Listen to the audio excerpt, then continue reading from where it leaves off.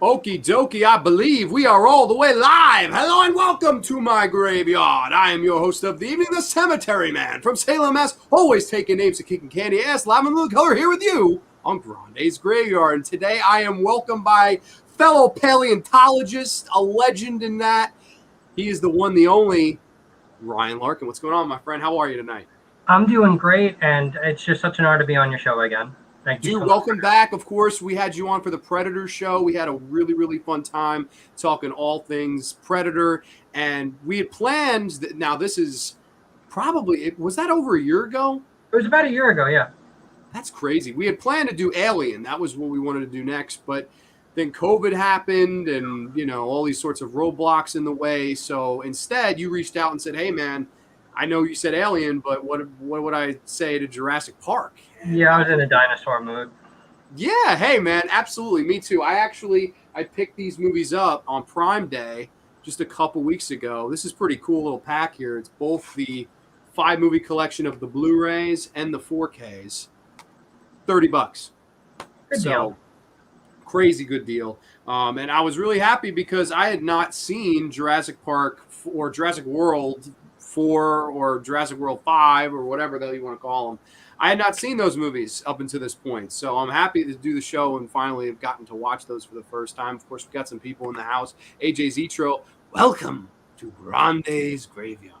Cue the John Williams score. Only the best. Aiden Vavre's in the house. How are you, good brother Aiden? Hope all is well with you tonight. We're stoked to talk all things Jurassic Park, Jurassic World, all that good stuff. But before we do, let's do a little catching up with you, man. How's everything been? How's life? How's work? How's everything? Work's work, job to job. So, still, hustle and bustle, and all that. Just picking up hobbies in my downtime if I can. Trying to get back into the whole cosplay thing because of all the stuff that's happened. Yeah. Have you worked at all? And I know you last time you were telling us about your Predator costume, and I saw like you had worked on a little bit more. Are there any other costumes, including that one? Like, give me some updates on something. I don't want to overextend myself because I feel like oftentimes I bite off more than I can chew. So it'll be one costume at a time. So it'll be Predator, and I know I want to do Iron Man again, except this time it won't be cardboard and a bunch of things that hurt to put it on. I want to do Polka Dot Man, actually. Ooh. Just because I think he's such an obscure villain, and to see him in the new Suicide Squad movie is funny. Yeah. What are your thoughts on the first Suicide Squad? Did you like that movie? It is flaming hot garbage, and that's why I like it. Well, we might get there tonight because there's some flaming hot garbage in this series that I sort of liked. So I can totally see where you're coming from. Yeah, no, that first Suicide Squad movie, what a mess. Oh my God, like the soundtrack was good. Margot Robbie, Will Smith were good. That's about where I am with the positives. Yeah. I don't know, horrible. Did you see the Harley Quinn, the Birds of Prey? I saw pieces of it. It didn't interest me at all. I honestly just can't believe to this day that movie flopped, because I remember working at Comic-Con months before, like just a couple months before it came out. They had posters. And they were really pushing it. Yeah, I mean, everybody was wearing the cosplay. I was like, dude, Harley Quinn is Americana right now. Like, this movie's going to set the world on fire. And somehow a CGI Blue Hedgehog and Jim Carrey stepped in and just absolutely stole the show that weekend. That was really right before COVID took over. That was the last box office battle we had. And, of course, Sonic the Hedgehog somehow triumphed the great Harley Quinn. What are your thoughts on that, man? Why do you think Harley Quinn flopped? There's a lot of things. I had no problem with a Harley Quinn movie. I had no problem with the Birds of Prey movie. The casting, I think some of the casting had something to do with it. And then just looking at the fight choreography, with the exception of like the whole like police assault that she does, I thought the fight choreography was really bad. Yeah. And just, again, the color gradient, the costumes, she looked like a homeless crack lady. Yeah, it didn't, in the first Suicide Squad, at least it looked like they gave her a little bit, for lack of a better word, a more sexy outfit, like a little bit more revealing. But there's a problem with that, because you got to level, the sexy with the practical and stuff like that. Like, I know you guys are called the Suicide Squad, but she's wearing a belt for a fucking skirt. Yeah. Like, okay, headshot immediately. Like, some of these guys are hardly wearing anything. But you got El Diablo wearing a fucking varsity jacket and like sweatpants, going up against demons. I will say, I also like the practical makeup for Killer Croc. I thought that was fantastic. I agree. I really liked the Killer Croc makeup. I don't know, like Jared Leto as the Joker. I just thought it was, like, and he was barely in it. Like I thought he would be in it more, and he just wasn't. Again, Margot, Will Smith, I like them, but the rest of that movie, man, just completely crash and burn for me. And I can think maybe that had something to do with it, but I also think part of me, and people will hate me for saying this, but I think it's true. It looked very much like a feminist movie.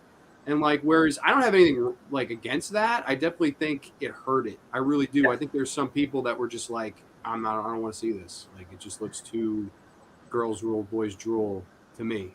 I also think it was funny and hypocritical because our Lord and Savior Jesus Christ, Ewan McGregor himself, Yeah. said in interviews about about misogyny and stuff like that. Meanwhile, he divorced his wife because he was cheating with Mary Elizabeth Winstead, who played Huntress, and they're married and have a kid now. So, ding, ding, ding. Hi, Pod, it's me, Kettle. You're black. Like, yes, and fucking the force is strong with this one. I love it. You gotta love it, man. Our Lord Jesus Christ. We got some comments. Aiden says Suicide Squad was a mess, but I love Margot Robbie's portrayal of Harley Quinn. I agree. I think she's really good. I think she's the perfect actress for it.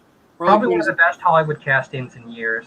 Yeah, definitely. And I'm happy she agreed to do it because, like, that was really when she started to hit her stride as an actress. Like, she could take on anything. Done, like, I think 2 or 3 big movies before that, or like somewhat big movies, but that was like the really big one after Wolf of Wall Street, of course. But yeah.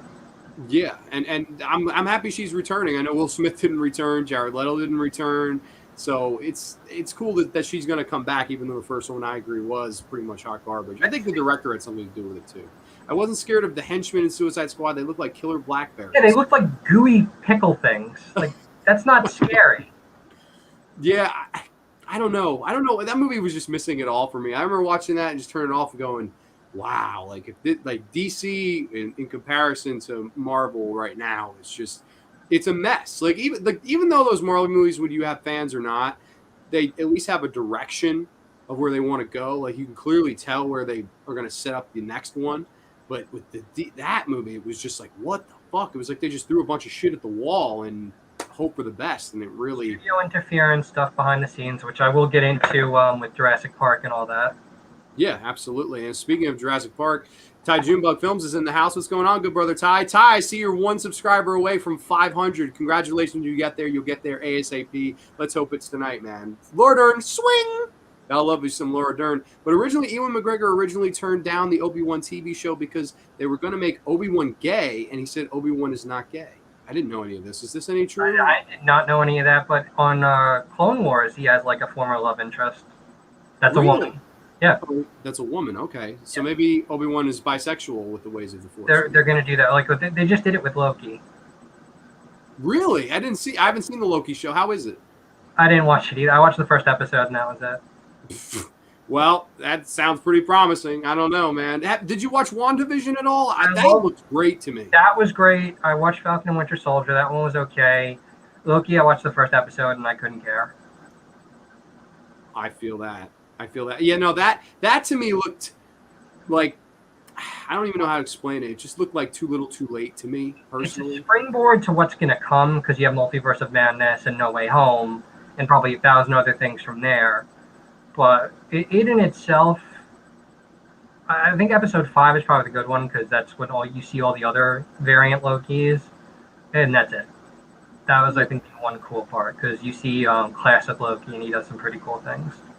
Yeah, I like the actor that plays Loki. Tom Hiddleston. How do you feel about the Marvel movies going forward? Like, do you think much of the new Black Widow? Like, are you going to see Black Widow? No, I already know what the twist is, and it pisses me off. No, I'm only interested really in No Way Home and Multiverse of Madness. The rest of it, I couldn't care. Yeah, I'll be honest. The Tom Holland Spider-Mans, neither one of them have really done it for me. But if they do bring Tobey Maguire back, and we already know Alfred Molina's confirmed. Yep. I and Jamie Foxx. Yeah, Jamie Foxx, Electro. He's going to get a new outfit. He said that much.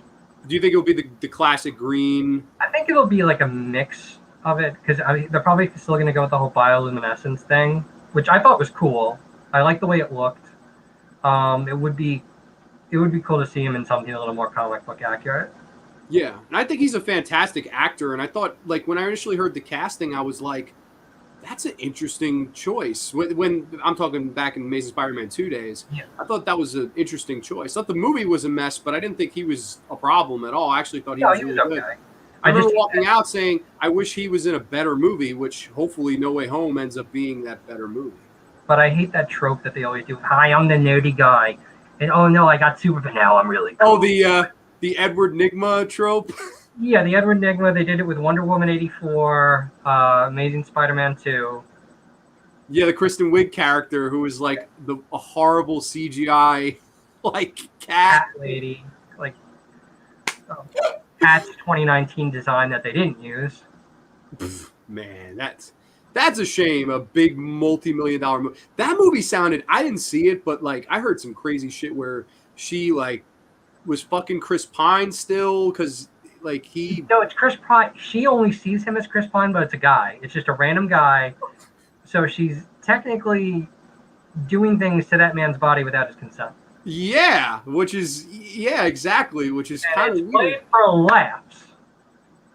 I don't know, man. Hollywood is weird like that sometimes, man. Even in reality, which is fucking horrible, but it's the truth. Marvel movies have reached the top of Everest. Only way to go is down. I agree with that. I honestly do. People have said this is like the part in the band documentary when they all start using drugs and getting into fights and then the band breaks up. Yeah. I think we're getting close to that point. What was, of all those Marvel movies, what was your favorite one? That's tough. It's easier just to list off the ones that I liked, I guess. Yeah, go ahead. Iron Man was great. The first Captain America movie has grown on me, so I don't hate it as much. I hate Joe Johnston because of Jurassic Park 3. Really? See, we'll get into Joe Johnston. I like Joe Johnston. Same director. Avengers was amazing. Winter Soldier was fantastic. Age of Ultron was a bit of a letdown. I actually watched it the day before I gave my thesis in college because I couldn't. I'm like, I need to know. Guardians Volume 2 was better than the first one, but they're both fun. And then Infinity War and Endgame were amazing. Yeah, I really liked Guardians of the Galaxy, the first one, and I really liked Infinity War. Those would probably be, and the both Captain America movie. Well, it's not Civil War. I liked. Oh, I'm sorry, I completely forgot about Civil War. Civil War was fucking great. Yeah, the first Captain America and Winter Soldier I really like. Those are like the four, and then the first Iron Man movie is really good. But I go way back. I like the. I know you like these movies too. The Raimi Spider-Man trilogy. I like the first two. The third one, I go back and forth on a bit because I know the third one is like, it's the bastard stepchild of those three. But again, studio interference. Yes, I think if they'd let Raimi do Sandman like he wanted, I think that movie would have been just as good as the first two because the stuff with Sandman is good. Goblin. Yeah, and they forced him to do Venom. He didn't want to do Venom. No, he didn't. You know, and that was a shame. That was the studio said, you're putting Venom in this movie, and he was just like, so I'm putting Sandman in too. And it just like didn't. And Avi Arad just smiling in the corner like, yes. Yeah, no, it didn't work. I don't know. For some reason, Venom is tough to do with movies so far, at least. I like the Amazing Spider-Man cartoon, or just the regular Spider-Man cartoon from the 90s. I thought that show did Venom really well. I am more excited for the Suicide Squad more than any of the Marvel movies coming out this year. It's an interesting I kind of have to agree. Okay, we got two fans of Suicide Squad too. I'm excited because, again, it's a lot of characters I didn't even know about. Like, I remember when they did, like, a year ago, they did the announcement show. I'm like, who the fuck are all these guys? And then you look them up, and I'm like, because it pulls, like, half of them, it sounds like they pulled out of their ass. Like, Weasel? Who the hell is Weasel? It's like, oh, he's a very obscure, I think he's like a Flash villain. Yeah. Like, who the hell is Javelin? Oh, he's a Green Lantern villain. Bloodsport. Okay, he shot Superman with a kryptonite bullet. Got it. Mongol, which just means that, okay, we have an alien that we're just going to use in our Black Ops missions. The detachable arm kid, isn't it? Just I'm excited, and Sylvester Stallone is voicing King Shark. So which is bizarre. Like I was like, wait a minute, Sly is gonna be in this, and he's the voice of. I was like, wow, like this is just fucking. We live, Hans. we live in. Hey yo, you talking to me? I would fucking. I feel like it's gonna be really really funny. So this is the Marvel Final Tours Kiss Tour. Yep, that's I feel like that. Yeah, fair seems enough. like I agree.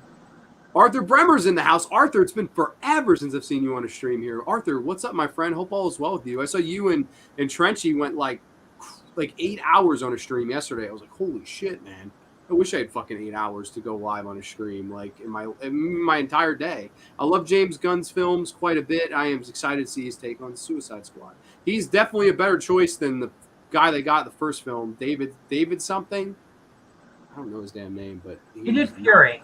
I liked Fury. He did Fury, End of Watch, Bright, and a couple other movies that I don't remember the name of. Yeah. And James Gunn is definitely better for a movie like that, I think. For oddball shit like that, yeah. Yeah, completely. But all right, I mean, I guess we can jump right into things, the meat and potatoes of the show. Of course, I actually went back and watched all 5 of these movies this week, and you would be thinking, well, Grande got the Blu-ray and the 4K of the first film. No way, sir. No way. I watched it the same way I've watched it for the past 20-something years.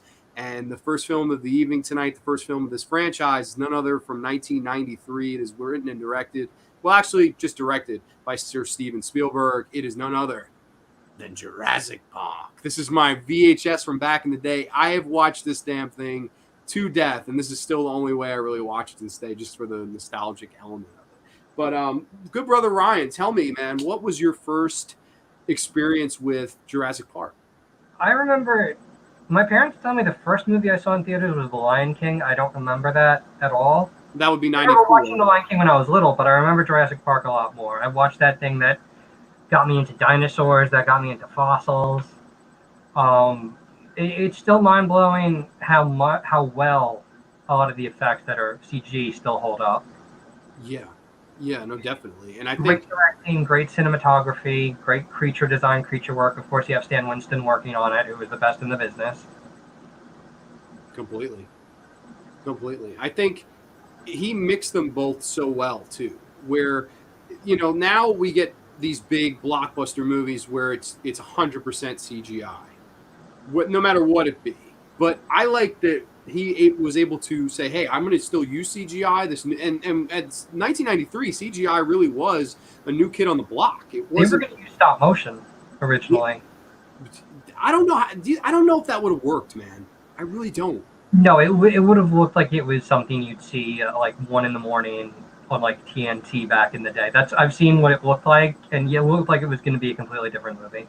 Yeah, no, it just doesn't work without. And not to say that I'm the biggest CGI guy in the world, but I think the CGI is used sparingly in this. I think it's used quickly. That's how CGI should Wide be shots, used. you don't really see CGI up close because, I mean, if you look every now and then, you can see where something looks a bit off. Like part of it, like when the T-Rex first comes out of its enclosure, the way its foot is on like the barrier, or when it lands, that's a bit off. But otherwise, and the transition between with the camera work, that's great. Most of it's practical, or again, if it's CGI, it's most of the part it's in wide angles where you really can't point out, okay, that, Yeah, and that's one reason I like going back to rewatching this in standard definition here, because it really helps create that illusion. Like with some of these sequels that I was watching in 4K, sparkling 4K, I was like, I could really tell that's a green screen. I could really tell that's a CGI effect. With this, I actually really prefer to watch a lower,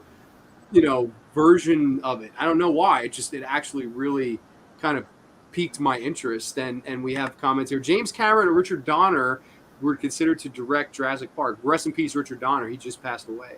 They would have worked. Don't get me wrong. Jimmy Cammey I would would be have gone interested away. to see either of those versions. Yeah, I think Spielberg was the right choice personally. Because he had made the shark film revolutionary when he made Jaws in '75, and then this And to was an extent, Alien movies. yeah, and then turn around, he makes the dinosaur movie. I mean, this is I know you have Carnosaur and Wannabes. Of course, all these movies on the Sci-Fi Channel that just mega dinosaur versus this, that, It's and the guilty other. pleasure shit, but you know where it's all coming from. Yes, exactly. They're definitely inspired by this. Jurassic Park is one of Spielberg's classic films. The studio couldn't have picked a better filmmaker. I have to agree. I think he really was the right choice. And the thing with this movie too that always to me comes to mind even before the dinosaurs is the conversations. That's the thing to me that I love about Jurassic Park. It's the people sitting around the lunch table, and nature selected them for extinction, and you're standing on the shoulders of others, and you're selling it and slapping it on a lunchbox, and you're selling it and you're selling it. Just the dialogue between Jeff Goldblum, Sam Neill, Laura Dern, just incredible stuff. I love the whole stuff. You pick these plants because they're pretty, but they're venomous. They're poisonous, and and these creatures, how do you know you're going to control them? It's a dangerous environment, and they'll protect themselves violently if necessary. I love all the dialogue in this. It's just like every time I watch it, it never fails to make me. I'll say it along with them, like Dodgson. We got Dodgson here. Nobody cares. And hold on to your butts. Don't you love the conversations in this, man? Do you love the conversations in this, man? I'm also amazed that it has never reached that height again in any of the other movies. Which is weird because you have the guy who wrote the screenplay, and I thought you'd find this interesting. He did go on to write the second one, The Lost World, but then he went on to write a little movie that we love, and we've already mentioned, the first Spider-Man movie. He wrote the screenplay. David Cope, I believe his name is. Pretty cool, because the first Spider-Man movie, I quote that a lot too. I want to fight you, Flash. I want to fight me. I love the MJ and I gonna have a hell of a time. Out am I? Yes. And they're all beautiful, aren't they? At least sniffing around your trust fund. Eventually, they will hate you. Defoe in that, delivering this dialogue is incredible. But this writer, I give him a lot of credit because it's just a bunch of people sitting around a table having a conversation. Just like, but it's able to keep you invested. It's not, it's a crappy dialogue scene. Move on with the dinosaurs. It's no, we're interested in what they're saying. Yes. And it poses the theory. Like, do you think this is a good idea?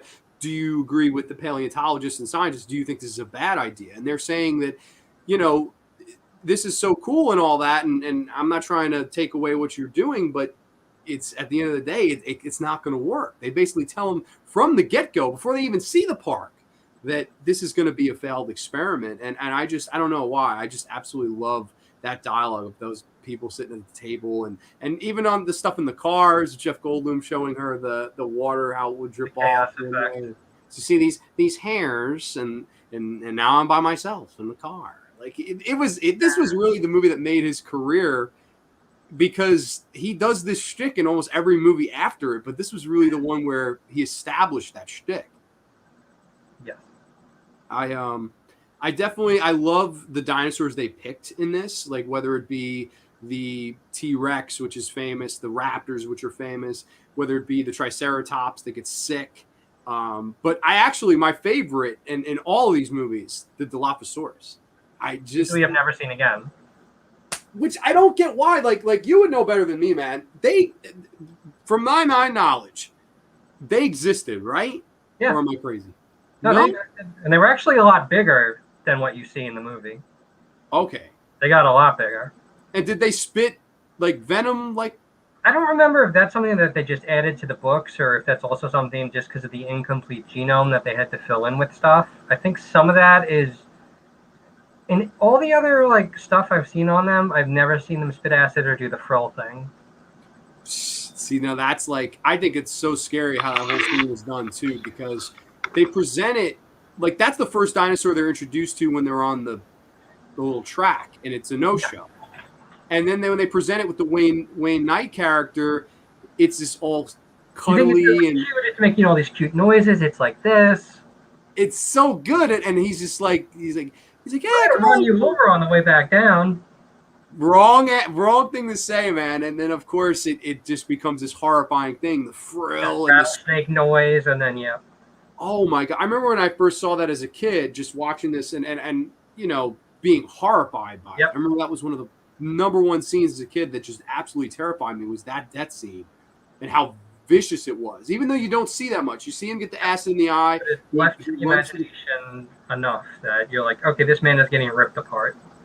Yeah, and he was a big boy, so you know that fucking the Dilophosaurus ate well that night, and he deserved it though. He had it coming. Yeah. It was one of those like justice kind of kills for me at least. Yeah. I love that scene. I would wish. I'm hoping with Dominion, Jurassic World Dominion, that they finally bring them back. It's time. Like they teased it in World, then they teased it again in Part 5, where there's a fucking like in the mansion they have like all the this diorama type stuff. Yes, there's one there. I'm like, you know that we want this again, man. I don't know. Apparently, from what I've read, that they weren't in Part 2 or onward because there were people saying that they didn't exist. And then I was like, how is that true? And then I looked and I found that they did exist. So I don't know what people's problems are. I'm assuming cast of a footprint in my freaking closet. So yeah, they exist. Not just because I have a plastic cast, but I got a Sasquatch in there too. Like no. Yeah, no, for real. I don't know. I just that's the one dinosaur I'd like to see make a return. But what do you think of the whole? I know that when you think this movie, you think blockbuster, you think spectacle, you think great story. I mean, this movie really does have it all. But what do you think of the performers in this? What do you think of the actors and actresses? Everyone does fantastic. They had amazing child actors, because usually child actors are terrible in these types of things. And it's interesting because they kind of had the Clamp effect. That's what I guess I'm going to call it. Like in Gremlins 2, you had Clamp, who was originally written to be like a giant jerk-off. Yeah. But the director saw just how he played it with a childlike wonder, so he kind of became a sort of hero. That's the same thing with John Hammond. Yeah.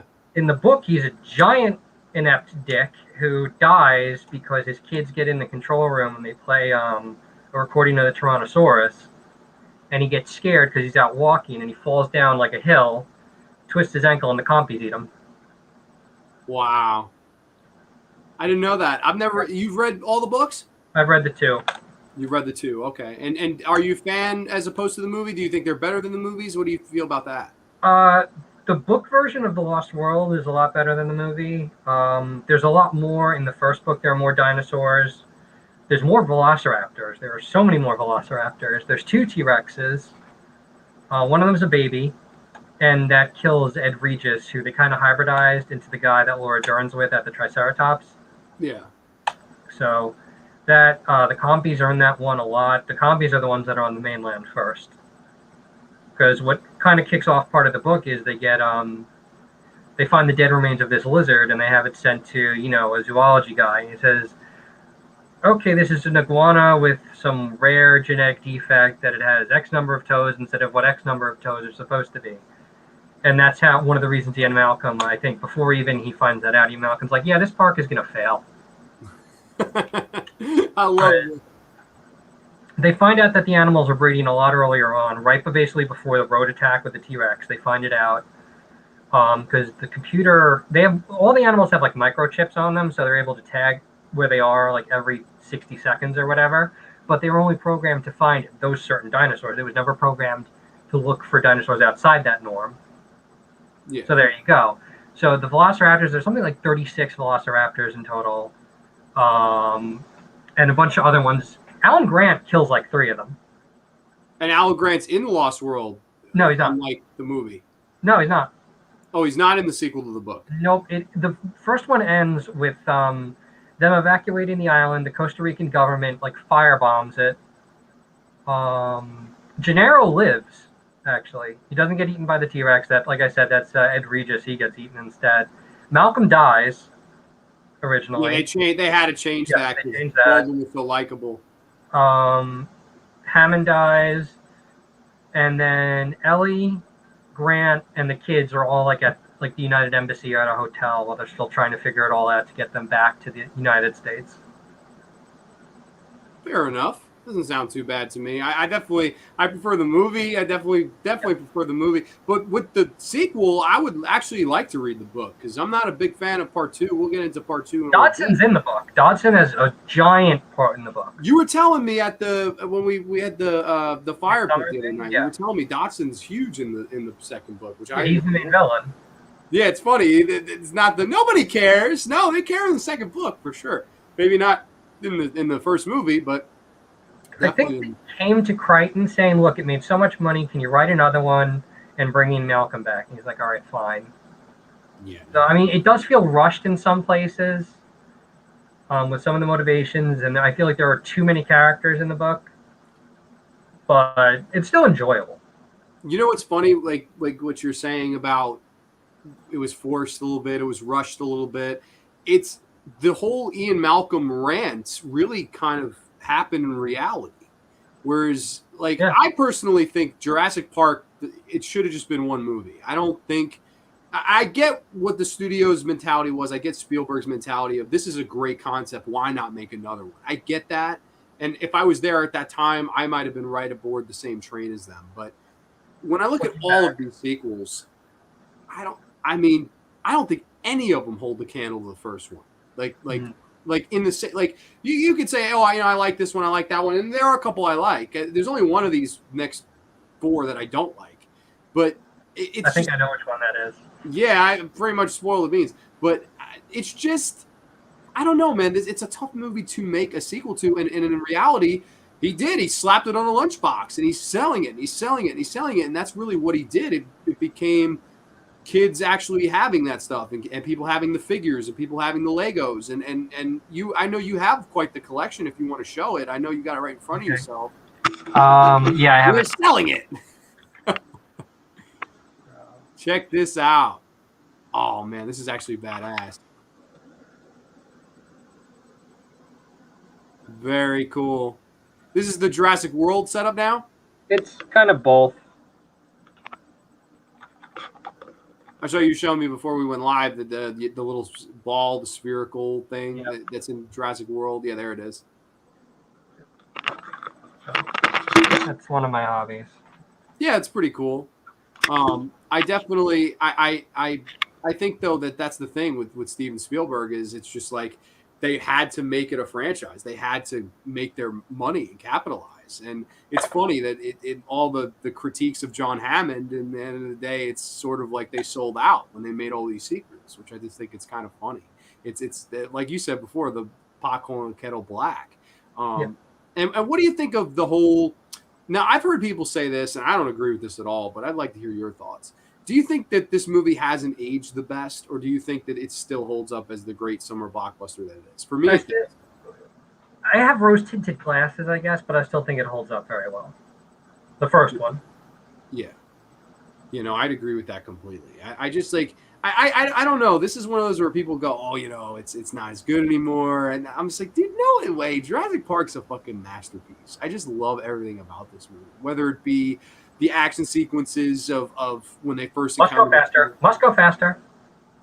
dude, that entire sequence is done is so you're on the edge of your seat and wondering who's going to get eaten. Like the kids are in the car and turn the light off and fucking they shine it right in the T-Rex's Pupil eye. dilates, and oh, it's so good. And the So Velociraptor's in the kitchen. That yes, was terrifying. like when the girl she's in the thing and she's trying to pull down and the fucking raptor charges at her and it's her reflection. Every time as a kid that would get me. It took me a couple times to be like, oh my god, get out of the way, and then bam, it smacks right into the wall. Great, really great gags. This movie has great. I like the scene where the raptors are trying to get in the door and they're holding off and trying to reach for the gun. I can't get it unless I move. And the kids are trying to hack the computer system and lock the door. Just great tension that Spielberg was able to build. And whether it be Ian Malcolm being a badass trying to get the T-Rex's attention and come on, Please. take me running, and that's good stuff. I really like the whole scene where Laura Dern runs to the other side of the park and Yeah. Sam Jackson's already over there and the Oh, Mr. Arnold. oh dude and you actually see gore. You actually see the limb and the gore, and you don't get that hardly any of these other movies. Like it's even though I'm not sure if this is an R-rated movie, I think it's PG-13. No, I think it was PG. And I think it's the reason they came up with PG-13. Yes, PG-13 actually have the official rating on the VHS tape here. I don't know if it'll focus. No, I can't, but oh well.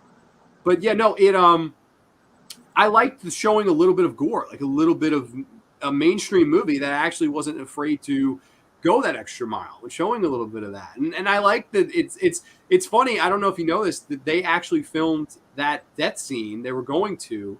But I know what you're talking about. Go ahead, say it. Yeah. Finish it for me.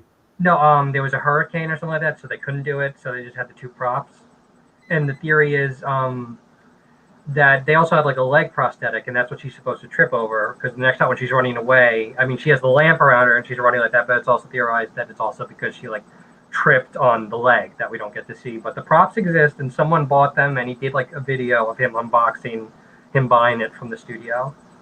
That's so cool. I also, from what I've heard, is that Sam Jackson couldn't be there that day. He was filming. Yeah, like I said, I think it was like a storm or something like that, so they couldn't get him to do that. And Wu dies in the book. Henry Wu dies in the book. Which is pretty funny. Thank God he doesn't die in the movies, because for fucking some reason he shows up as like a supervillain in part 4 and 5. That was amazing. I'm like, what the hell? This is a heel turn. Yeah, weird heel turn. Like, because I mind you, before a week or so ago, I didn't watch it. I was like, BD Wong? What the fuck? I was like, I thought it was going to be a cameo. I was like, oh, that's cool. They got him back in it. He aged great. And then I'm just like, holy shit. Like, he actually has a role in this as opposed to the first one. And all the dinosaurs in Jurassic Park are female. We control their chromosomes. You go out there and lift up their skirts. Yeah. I love that, man. I think... Yeah, all the tension scenes in this are really well done. I love that, and the whole that Hunter. I forget the fucking character's name. Yes, where he's in the first one. Yes. Okay. And he of course Alan Grant sets this up when he's talking to the little kid, and it's more like a 6-foot turkey. They stare down straight, but they attack from the sides, and he thinks he's got this raptor, and then of course, clever girl. It's iconic. It really is iconic. The first time I saw that scared the shit out of me when the raptor's head's right there. Yeah, because he knows, we know, everybody knows that he's fucked, and he, in a way, nods his hat. Like, it's like a clever girl. You got me.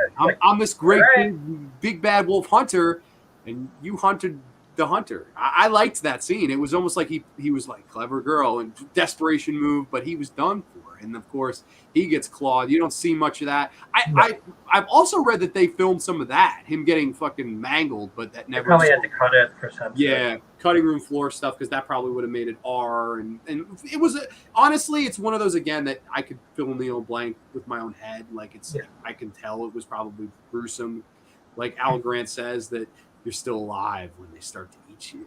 Because they did that with when they go and pick up Malcolm. When Muldoon and Ellie come and pick him up, they're looking down. You don't see it on camera, but it's like, I think this was Gennaro. I think this was too. Yeah. No, I think everything in this movie is just so well done. I love Sam Neill, says Aiden Babra, in this film. He's a great actor. Performances in Jurassic Park, In the Mouth of Madness, and Event Horizon are all great. I would even throw Possession in there. I think he's a good actor. I haven't seen that or In the Mouth of Madness, but yeah, Event Horizon was great. You would love In the Mouth of Madness. You would really like that movie, I think. First film holds up quite a bit as a classic Spielberg film alongside Jaws, although I will admit I prefer Jaws over Jurassic Park. How do you feel about that? Do you like Jurassic Park better or Jaws? That's tough, to be honest. I do hold them, like, they're usually, like, if I have a top 10, they're both on it. And they're close to number 1, so I can't give you, like, a solid answer. Because I go back and forth. I would say that Jaws is the better movie, but I think that Jurassic Park was the blockbuster that Hollywood needed at this time. Like, Jaws was the blockbuster needed in the 70s. Jurassic Park was the blockbuster needed in the 90s. It was just Jaws where they came up with the term blockbuster?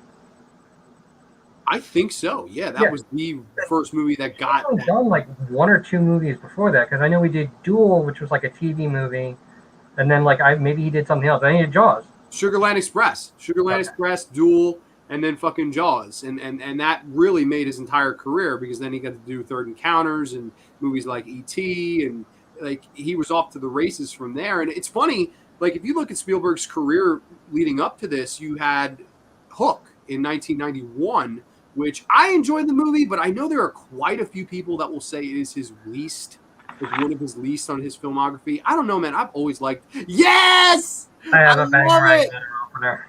This was not staged, ladies and gentlemen. That was not fucking staged. I swear that was not staged. But yeah, no, I don't know. I've always been a big Robin Williams fan. I've always been a big Dustin Hoffman fan, and I don't know. I like I'm the not a heart Dustin Hoffman fan anymore, but well, yeah, no, I know what you mean, but I definitely I don't know. I like that movie. I always like that movie. I know people put that down as one of Spielberg's worst, but it's hokey, but it has charm.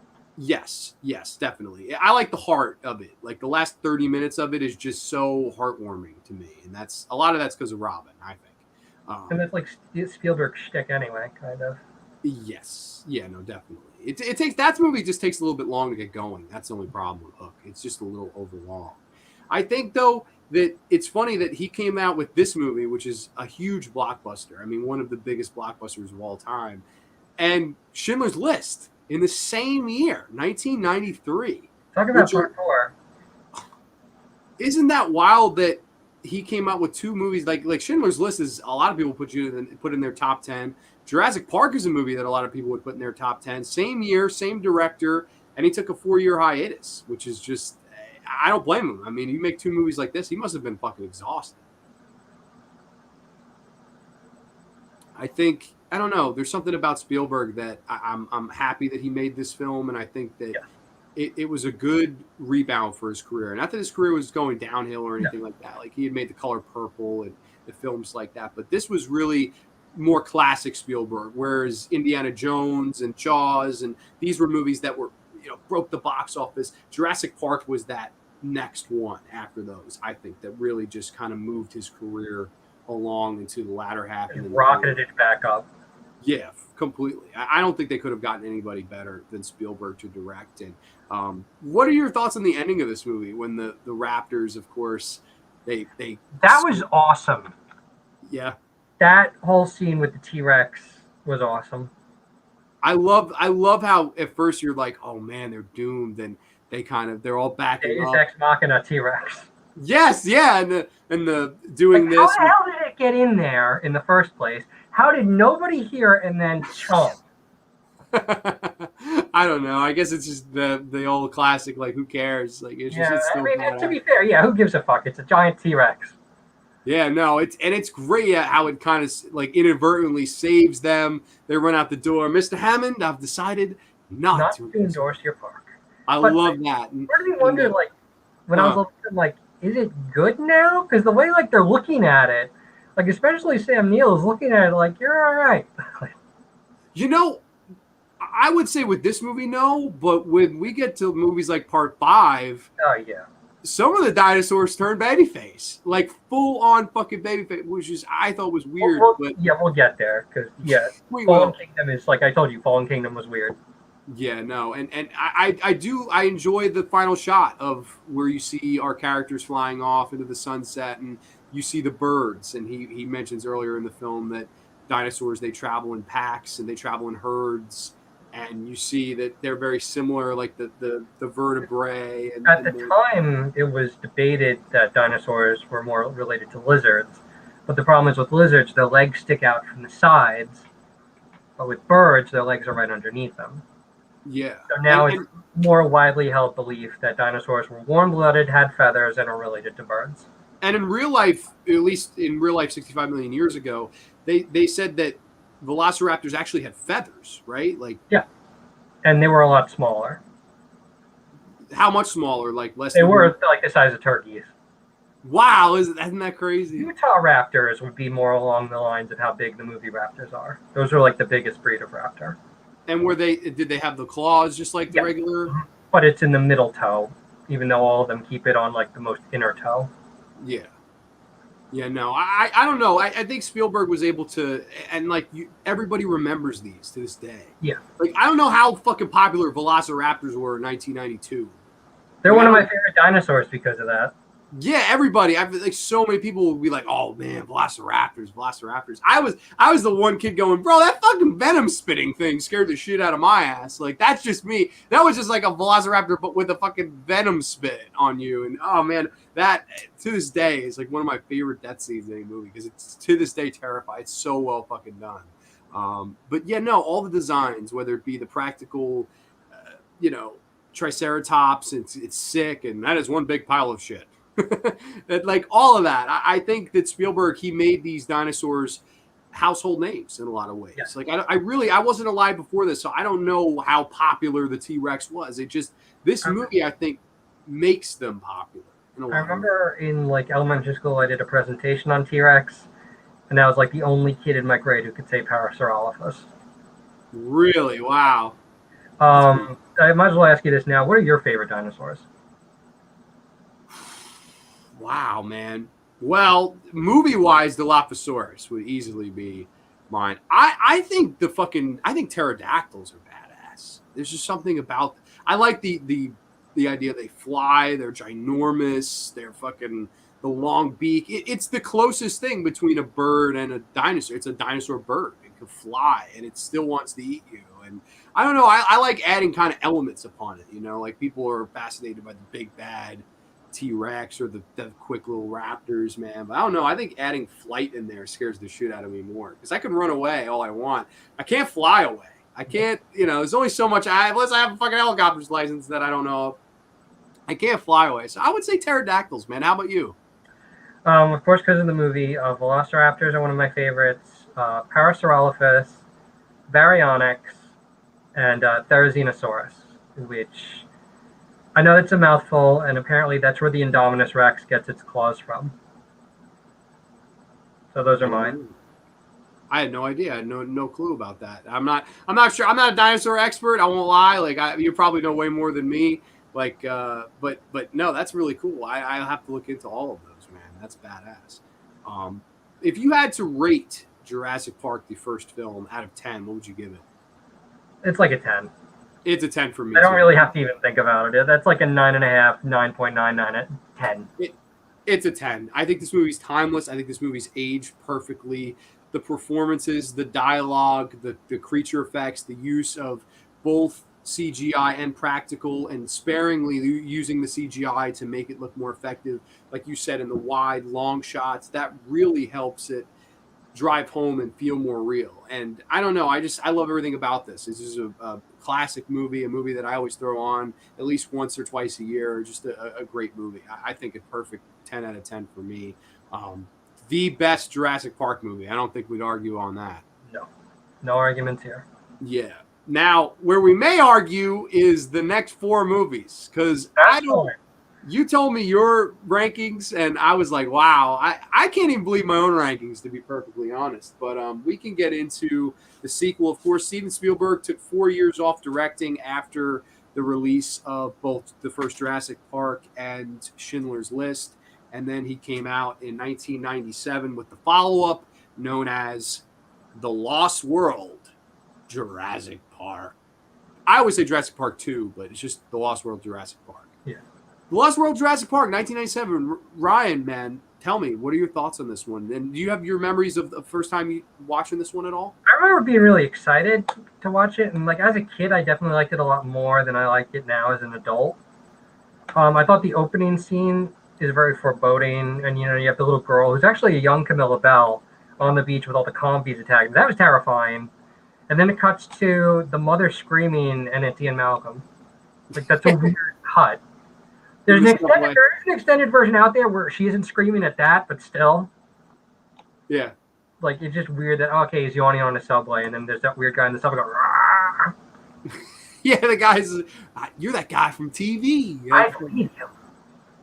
Yeah, no, and that's interesting you say that you liked this more as a kid. I can recall my first time watching this movie, and the same thing. I mean, because I had watched the first one over and over and over and over again. I could not fucking wait to see this. And honestly, man, 20 years of my life has gone by, man, 24 years. I still don't like this movie. I think this is a fucking dull movie. Like, it is dull, yeah. Okay, I have a feeling too, and I could be wrong on this. I could be completely wrong on this, but I feel like Spielberg might have been phoning this in. I get that vibe. Like, okay, you took 4 years off. You'd think he'd come back with something a little stronger. Like, and that's the thing with people too. They like I'll tell them I'm not a fan. The first thing people say to me is, "Oh, the San Diego thing at the end, Grande. You're crazy. You're crazy." Which is I agree. That's awesome, a fantastic sequence. fantastic sequence. I mean, and it's in a lot of ways it's an homage to King Kong. It's instead of New York, it's San Diego. 20,000 fathoms in Godzilla, of course, because you have the Japanese people running. Because the Japanese people, yeah, like it's a shameless King, Godzilla and Kong, and tons of monster movie references. And I like that. And to my knowledge, Ryan, I've watched a few trailers to this before we did our show tonight as research. There's not one fucking trailer that gives that away. Which is good. Like, I think that's brilliant. Because I remember, again, watching it as a kid, you think the movie's over, and then all of a sudden, the doors open and the T-Rex there. Yeah, again, the doors open, it's King Kong. This is the doors open, it's the T-Rex in San Diego. And I like that ending, don't get me wrong. Like, I know a lot of people will go, you're crazy for not liking it. Honestly, though, the getting there is just, the shit with Goldblum and his daughter. Which, that's not in the book, and it serves no purpose at all in the movie. And she does the gymnastics to beat, like, what? Like, that's not even funny bad. That's just bad to me. I know the first movie, and of course the first book. I mean, in the sequel book too, there are like teenagers in it, like young teenagers. But it's like this thing now that's a tradition in Jurassic Park movies where you have to have kids. You don't have to have kids. And also, why bring the kids from the first film back just for like 5 seconds? Hey, Dr. Malcolm! Kids! It's the same thing, and then they're not in the rest of the movie. I'm just like, what did you give them a paycheck for? Why would you even bother? I would not even bother to give them the paycheck for that one day. Like, no. Or 5 minutes that it took to shoot that fucking scene. That would have been stupid to fly them out. You're done. You're done. We'll go with the first take. I don't know. I also feel like Ian Malcolm in the first one, where he was sort of a womanizer. Like, he knows that Laura Dern's man is right in the back seat, completely hitting on her. There was something more flamboyant about him. Bravado. Yeah. In this, I feel like he's just so much more toned down. Yeah. And that's not why I like Ian Malcolm. I like him being the wild card. And there's still some classic, like the way he delivers the lines. That's Ian Malcolm. And this is the only place in the world where the geese hunt you. Yeah, and I like it. It's all oohs and ahs at first, and then the running starts. I like. There's certain lines where I'm like, that's bold. Blue. Yeah. The shit with Julianne Moore, didn't feel the chemistry there, and I think she's a fine actress. Just didn't feel it. Vince Vaughn is randomly in there. That is so weird. Bizarre. Had to be one of his first movies. This is even before the Psycho reshit, which he played Norman Bates. I wonder if fucking Gus Van Sant saw this and was like, that's my Norman Bates. That's the guy. That's Norman Bates right there. This might have been after Swingers. I'm not sure when Vince Vaughn did Swingers, but this has to be one of the first roles of his career. And it's funny, every time I watch this, I forget he's in it till he pops up. Oh yeah, it's Vince Vaughn. Fuck, where's Owen Wilson? Which that would have. Wow. There's a T-Rex over there. Wow. That would have been fucking great. Wedding Crashers meets Jurassic Park. I would have liked that movie. I don't know. The thing with this movie, to me, the number one thing for me is the lack of energy.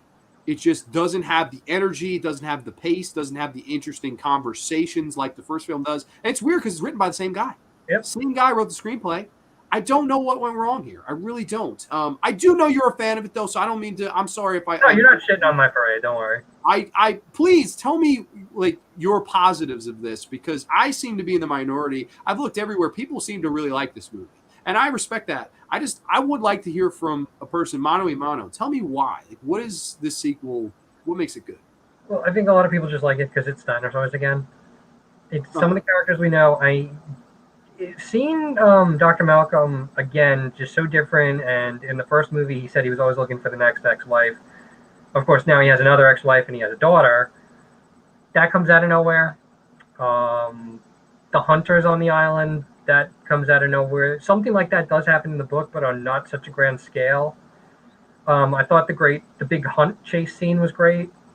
Very well shot, very well choreographed. You get to see some new dinosaurs that we hadn't seen before, like the Pachycephalosaurus, when it like knocks that guy out of the Jeep as the other guy is telling the other guy what it does as it's doing it. That was great. Yeah. You have Peter Stormare with the cattle prod, which comes back to bite him in the ass later. that scene is disgusting. How nasty that scene is when he's getting eaten by the compies. When they're all over him and he's like pulling them off him, that's just nasty. Yeah, it's great, but it's nasty. Do you? And I will say one thing I do appreciate about this, and I watched this. I saved this for last for a reason because this is definitely the one I have the hardest time getting through. I definitely will say if there's positive, I like that they brought back more practical effects. Yeah, this one definitely. 2 T-Rex animatronics. Yes, that is fantastic. And you would know the dinosaur name that she's Julianne Moore's petting. Stegosaurus. That looked really good to me. Yeah. I don't mean to hark on this movie, but it's really not effects. That's not really why. It's just like everything else. It's just and part of me, it's like we've seen the dinosaurs before. Like I get that. Going through emotions.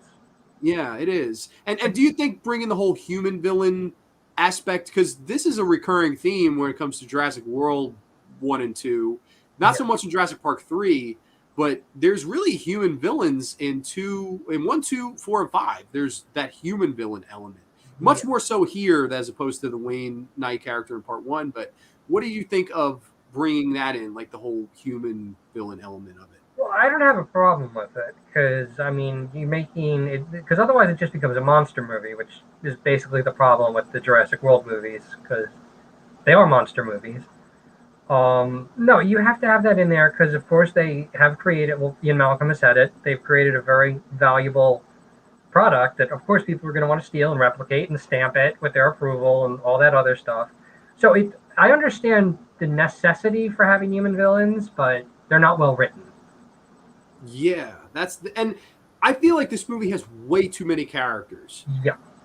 Like, they'd just be like, oh, there's this character over here taking a piss. And, oh, there's this guy. Like, this guy has a name. And, like, we're never going to see him again, but he has a name. Then, these dinosaurs have no reason to fear us. Zaps it. Now they do. Ha, ha, ha. Like, it just felt like I was almost like, whomp, whomp. Like, good try to be like the first movie. But that just, I don't know, man. It's really missing that charm to it, that magic that the first movie has. And that's part of making a sequel, I think, sometimes. It's hard to recapture that lightning in a bottle. Even if you have the same filmmaker at the helm, it sometimes it's just impossible to do. And I look at no further than Jaws 2. Whereas I don't dislike the movie. I like Adrian. But it's playing through the motions again. Giant shark. What are we going to do? Chief Brody's going to kill it. Yeah, Chief Brody again, and the same mayor, and the same town, and the same family, and what are the odds? But the thing that made that first movie work is Dreyfuss, Shaw, Roy Scheider on the boat, and show me the way to go home, and I think he's come back for his noon feeding. Like, he's not going down with 3 barrels. No, he's not. Yeah, like I think that dynamic makes that work, and it's not, and like with this, we have Goldblum in Lost World, then we get Neil back in part 3, and then we fast forward years and years later, and we got Chris Pratt. We got old man Goldblum. Yeah, it's like we never got that trio back together again. Because apparently JP2 and JP3 aren't really considered canon in the Jurassic World movies. Is that true? See, I watched an interview with Colin Trevorrow. Or however you say it. I knew I was going to botch his name. I apologize, Colin. But I've watched an interview where he was like, I'm not erasing them. I'm just not mentioning them. So You're right. They're not technically mentioned as canon. But, I mean... The Spinosaurus is canon, apparently, in JP3. Yeah, because that's the same T-Rex in there that's in... No, I'm talking about the Spinosaurus. But, yeah, it's the same T-Rex from JP1. Yes. But, apparently, if you went on one of the websites that were related to the movie, you could enter this like sort of backdoor code, and you'd see an email from Dr. Wu talking about that he left something on Sorna that he shouldn't have, which basically means it's the giant fucking Spinosaurus. Yeah, that's pretty cool, actually. Yeah, which isn't even fossil accurate anymore. Wow. It would have been on 4 legs. The T-Rex would have curb stomped it in 5 seconds. That would have been for a sight to be shown, man. 1,000 pounds of biting pressure. It's the strongest bite force that ever existed on the planet. Yeah, for real. Aiden Babber says, Lost World is one of those rare movies that every time I watch it, I dislike it more and more. Yeah, he phoned it in. I agree. Omit San Diego sequence is cool, but I think so too. And I've seen interviews where Spielberg said that if he initially thought it was going to be a trilogy, And that San Diego sequence was going to be in the third movie. That was going to be how they ended the trilogy, the big sequence to end the trilogy. That would have been great to end the trilogy on. And what he said was, I don't know how to end the second film, and I don't want to do a third one. I don't want to direct a third one. I'd produce a third one just for money. Why not? I'll fucking throw it in the second movie. So it was a throw-in. It wasn't initially going to be in this movie. And it's funny because if you watch this entire movie, it honestly doesn't fit. It comes out of left field. It comes out of nowhere. Yeah, but I will say, though, it's the only redeeming thing about this movie. It doesn't hurt the movie at all. Actually, is the big helper. Where it's like people will come and tell me, like, oh, that's the big thing. That's the big reason to watch it. And I'm like, all right, but what else you got? Like, the sequence... Did the sequence in the fucking trailer work for you where the trailers are over the cliff? And I thought that was great. You liked that scene? Okay, see, so for me. Very well done. It was very well. You can tell they took their time filming it. Yeah, no, definitely. There's a good amount of tension with Eddie Carr and his noble sacrifice and him trying. And of course, there's the humor that comes out of nowhere, but it's still funny. It's like, we need rope, anything else? Yeah, 4 cheeseburgers. I want an apple turnover. Like, I mean, it's funny. Yeah, that felt more in the vein of the first film, where the scene where the fucking the Jurassic Park Jeeps are hanging off there, King Kong. Yeah. Yeah, no, completely. I don't know. Like, again, this movie, does it have hints of it? Sure. I just don't think it captures it. That's my thing with Jason. I remember my parents. I watched it once with my parents, and they were fine with it when Eddie Carr gets like ripped in half, Wishbone style, and then every other time after that, they tried to cover my eyes. I'm like, I've already seen it. I know what happens. Yeah, no, for real.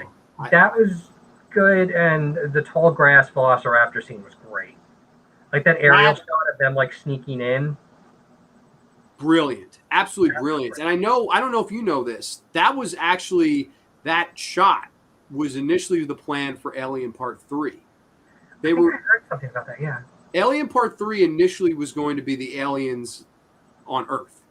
And somebody somewhere has a prototype of what the theatrical poster would have been, and it was the aliens in the tall grass, and you could see some of their faces peeking out, and it was going to be like at a farmhouse, like a farmhouse guy, like, you know, basically signs, and you could see them peeking out.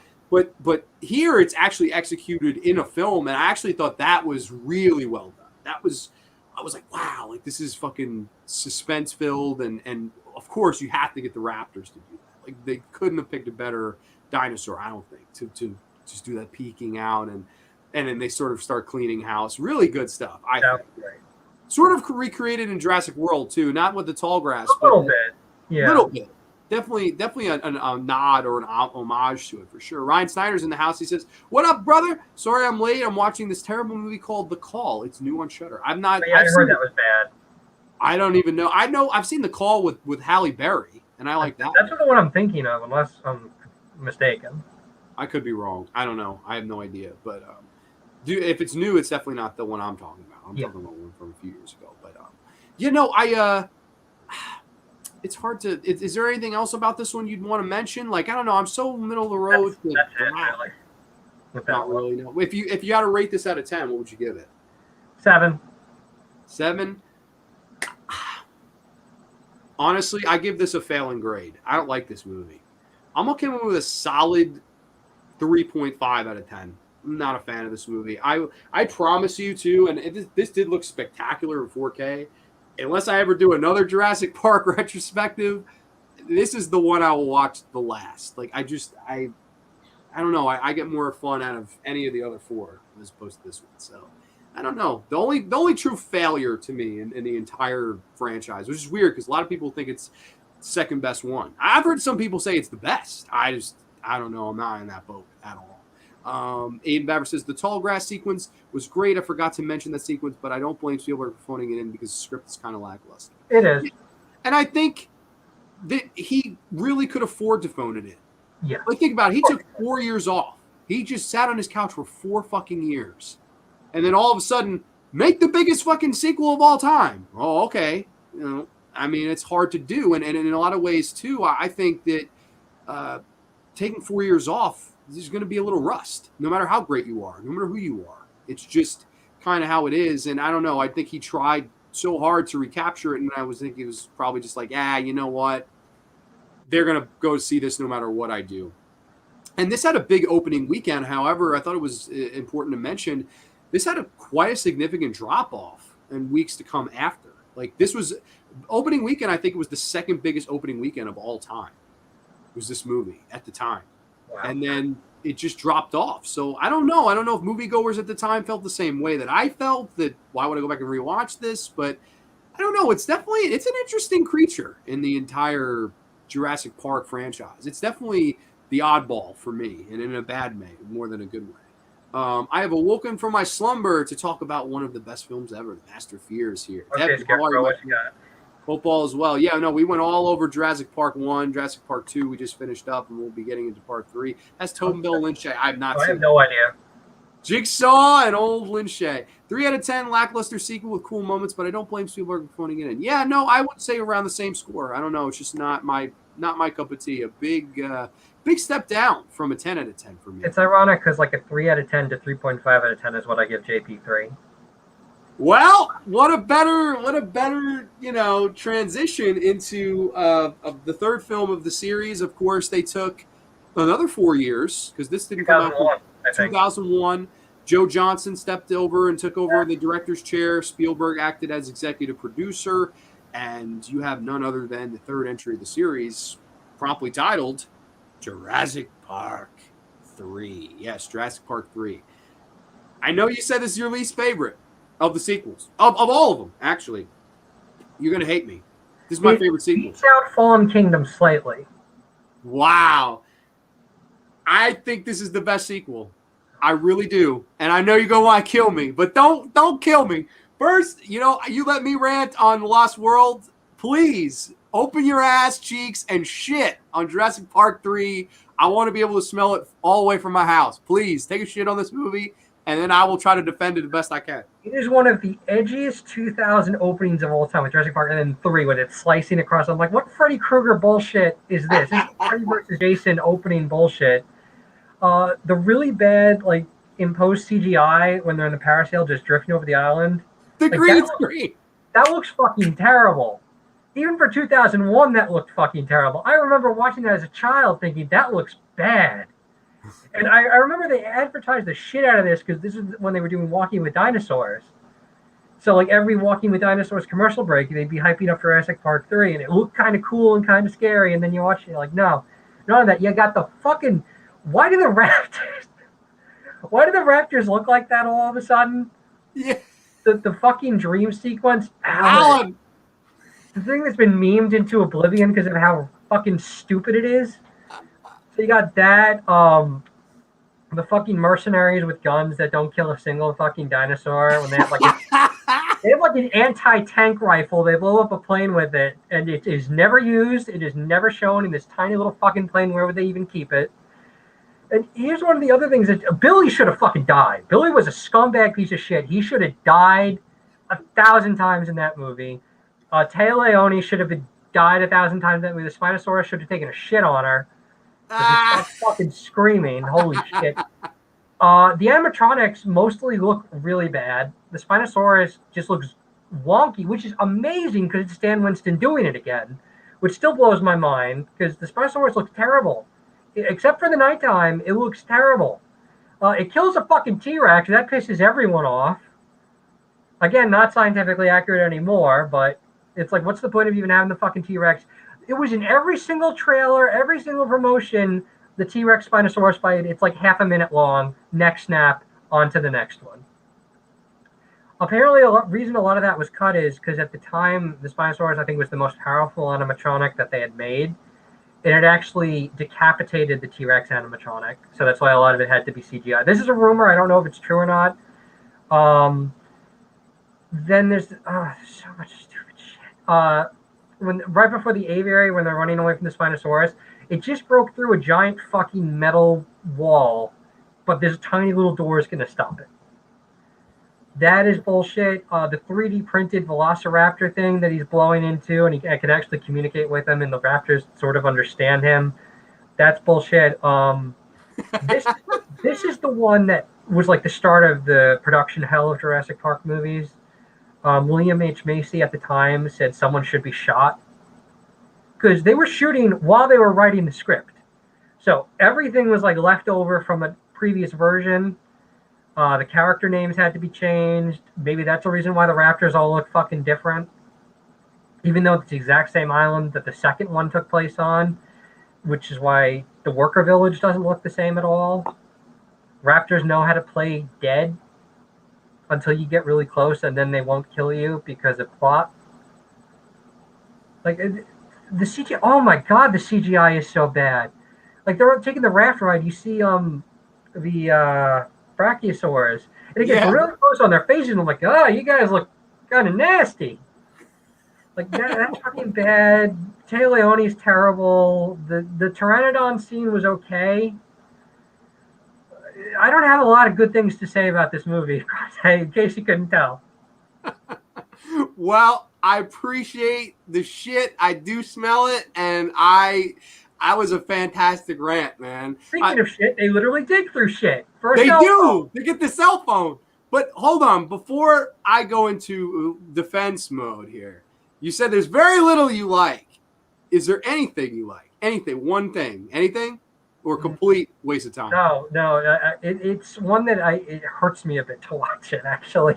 Wow, that bad. Okay, so you are not alone, and pretty much everybody believes 2 out of 10, yeah. 2 out of 10, and Aiden, who I almost always agree with, he even says it sucks. Wow, this is actually, I feel like I'm back against the corner here. Their plane hits into the dinosaur. The dinosaur is fine. It's the big bad of the movie. It's fine. There's blood on the windshield, but it's fine. There's no spinal problem. You never see like propeller stuck in the dorsal fin of it. It's fucking fine. And then the plane is like a fucking bent up Coke can. He looks outside. We haven't landed yet. This is where you laugh, audience. And then it lands again. No one in the plane dies. No one has internal injuries. That thing is rolling it around like a fucking cat toy, and everyone is fine. And then they get out, and then they run into the T-Rex, to the little don't move a muscle. Everyone runs away. Ha ha ha. T-Rex dies. Stupid pants on head. Stupid. Wow. Jurassic Park 1 and 2. Yeah, exactly. Third one looks like an expensive Sci-Fi Channel original film, and don't get me started with that crappy CGI. The CGI is so terrible. It's such a downgrade from 1 and 2. Part of me thinks that the reason the CGI doesn't look so good anymore is because it used to be on film. Maybe that helped, and now everything's digital, so now you really notice. But it was so bad. Like all the dinosaurs really looked like shit. Like even animatronic wise, the raptors looked okay. The T-Rex animatronic that's in there for 5 seconds looks all right. Everything else, it's such shit. It is such shit. They're running. Then after they're running from the Velociraptors and stuff like that, they're running through the field with like the Carinthosaurus and the Parasaurolophus, and it's just a bunch of brown balls that they're running with, and no one gets trampled. They're right next to these fucking things that are the size of SUVs. No one gets trampled, and then Udowski dies from a neck snap. Missy Udowski! Missy Udowski! They set a trap. They fucking set a trap. Billy, the fucking psychopath, is smiling as he says it. Like, hey, Taya Leone, you almost got your face ripped off there, but hey, they set a trap. They're smart. The guy loved Taya Leone. Eric! That's a very bad idea. It's a bad thing to do. Eric, what? What? I asked my parents. My parents had seen it first because they knew, like, I guess they were going to see it to see if I was okay to see it because this is 2001. I was 9 years old. And the only thing I remember my mom really saying is there's this really annoying lady who never shuts up in the movie. Well, she's not wrong. No. Speaking of dinosaurs, who other than Carl the dinosaur to show up on the Jurassic Park stream? Speak about dinos and I shall appear. There he is. I know it's secretly Devin. I will admit Alan dream sequence is hilarious. It's fucking hilarious and so... You can tell if Spielberg didn't do it. No, Spielberg didn't do that. I want to know though. Caught dead doing that shit. Who greenlit that? Like who? Like what the fuck, man? Like how did one of the main reasons I hate Joe Johnston is because I blame that on him. His Captain America movie's okay. The Rocketeer, okay. But Jurassic Park 3, you fucked up royal. I think, like, and I love Jumanji. I won't lie. Yeah, Jumanji's fun. But the CGI of Jumanji carries over to this movie. Yes. The bad CGI. That's the only problem I have with It's very Jumanji. rubbery. Yeah. It's like Blade 2 rubbery. Yeah, yes. Jurassic Park 3 brings shame to us dinos. Yeah. Yes. Hang your head in shame for what has been done. Yeah, no. Anyone to like try to put a pie in Joe Johnston's face since then, because holy shit, that is bad. That is a bad movie. Well, I said it's a bad movie enough. Like, I hear you. I really do, and I get you. But I honestly like this movie. I will try my best. I don't think there's any convincing anybody here, but I'll give my 2 cents as always. I won't try to go too long. I have to say, first and foremost, I have a theory about this movie, and I don't know. I don't have any facts to back myself up, but I really believe this, and I'll forever believe this. Also, before I get it, this movie celebrates its 20th anniversary in just 2 days. big fucking cool. whoop. I think July the 17th. July 17th or July the 18th is the 20th anniversary. You can tell I'm thrilled. I'll probably post something to be like, happy anniversary, and you'll be like, but I digress. I think somebody at the studio Universal saw The Lost World and thought exactly what I did. This is fucking boring. This doesn't have the energy. What the fuck? We got Spielberg back, and we got this. This has even less energy. It almost feels like a parody. Well, I'm talking about part 2. Oh, I'm talking about part 3. Sorry. Part two. I think the producer at Universal, saw part 2 and felt the same way I did. And I think that it turned around and they said, let's bring another director in. Let's fucking cut the running time down. This is 84 minutes before credits. Isn't it the shortest one in the whole thing? By far the shortest one. If you took the credits out, it's not even an hour and a half. It's not even 85 minutes. It's 84 minutes without credits. Yeah. Well, I think part of that was just they wanted more showings, more butts and seats, more money.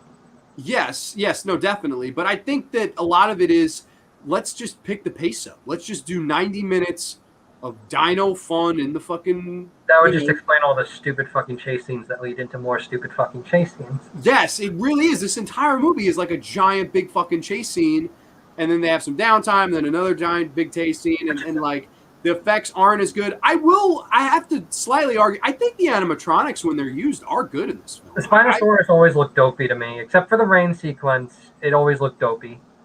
I feel that.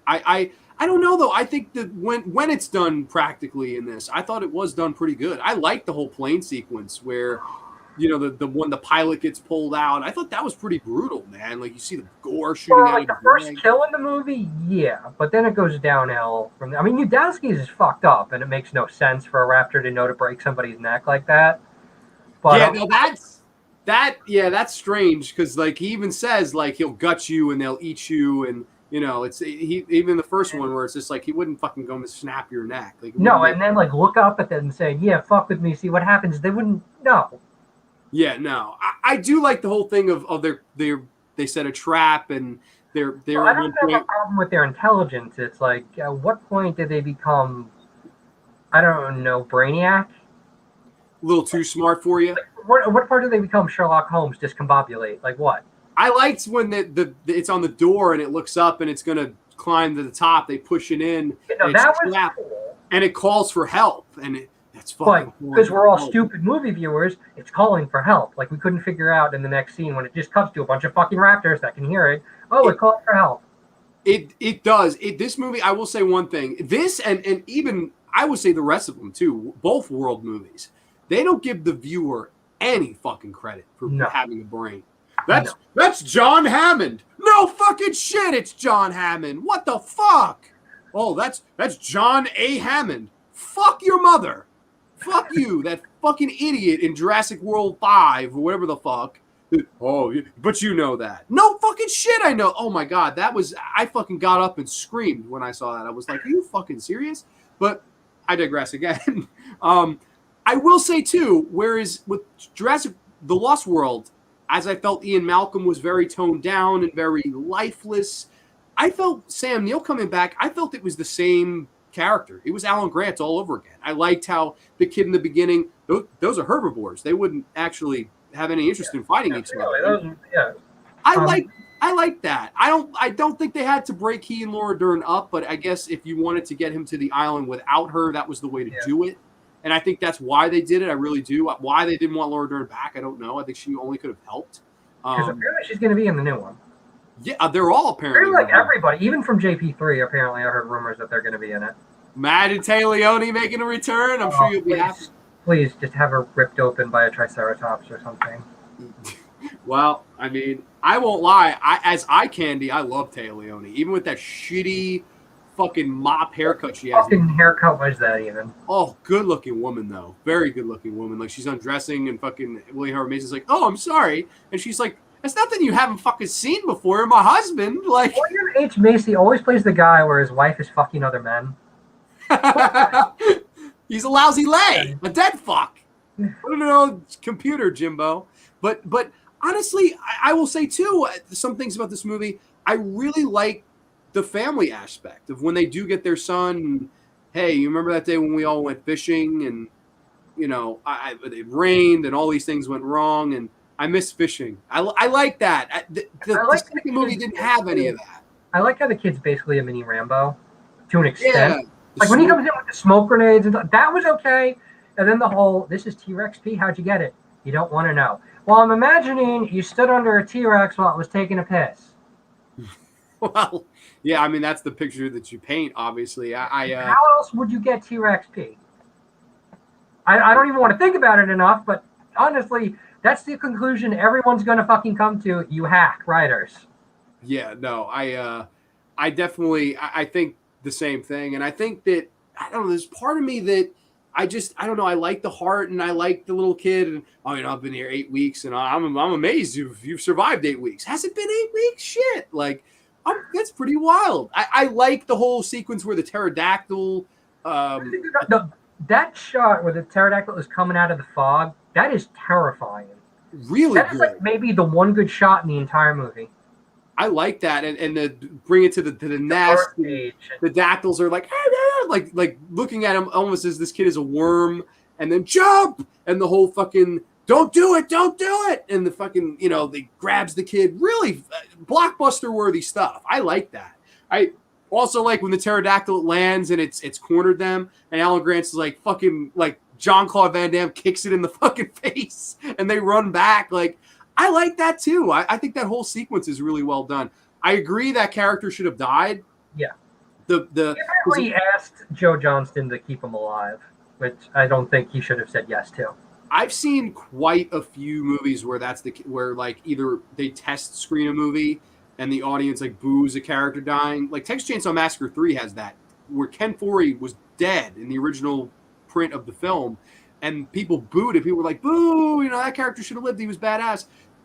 And then when they release it theatrically, they do this bullshit tacked on ending where, hey, he survived, and they drive off into the sunset. But he clearly got fucking murdered in the first, and they keep that cut in there where he clearly dead. But I don't know. They do the opposite of that with Deep Blue Sea because the British scientist lady was so hated that they reshot scenes where she gets eaten by the shark at the end. Funny you mentioned Deep Blue Sea. I have to mention that one when we get into Jurassic World. It's actually quite a similar movie, if you ask me. Okay, here's my opinion on the first two sequels of Jurassic Park. I hate The Lost World much more than I hate Part 3, although that's not saying much because I don't like Part 3. Fair enough. In an alternate world, I would be fine with there just being Jurassic Park 1. Even though I like this movie, and I for some reason, we'll get into the Jurassic World movies, but I don't think you needed sequels. I really don't. It's like I look at this as like how I look like Texas Chainsaw Massacre.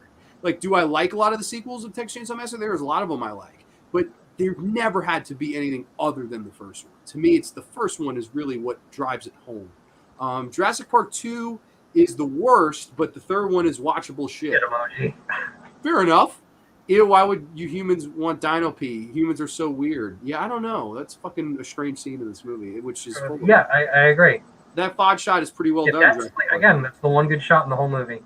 Yeah, I don't know. I think this is really more of a studio product, and I think that's why a lot of people hate it.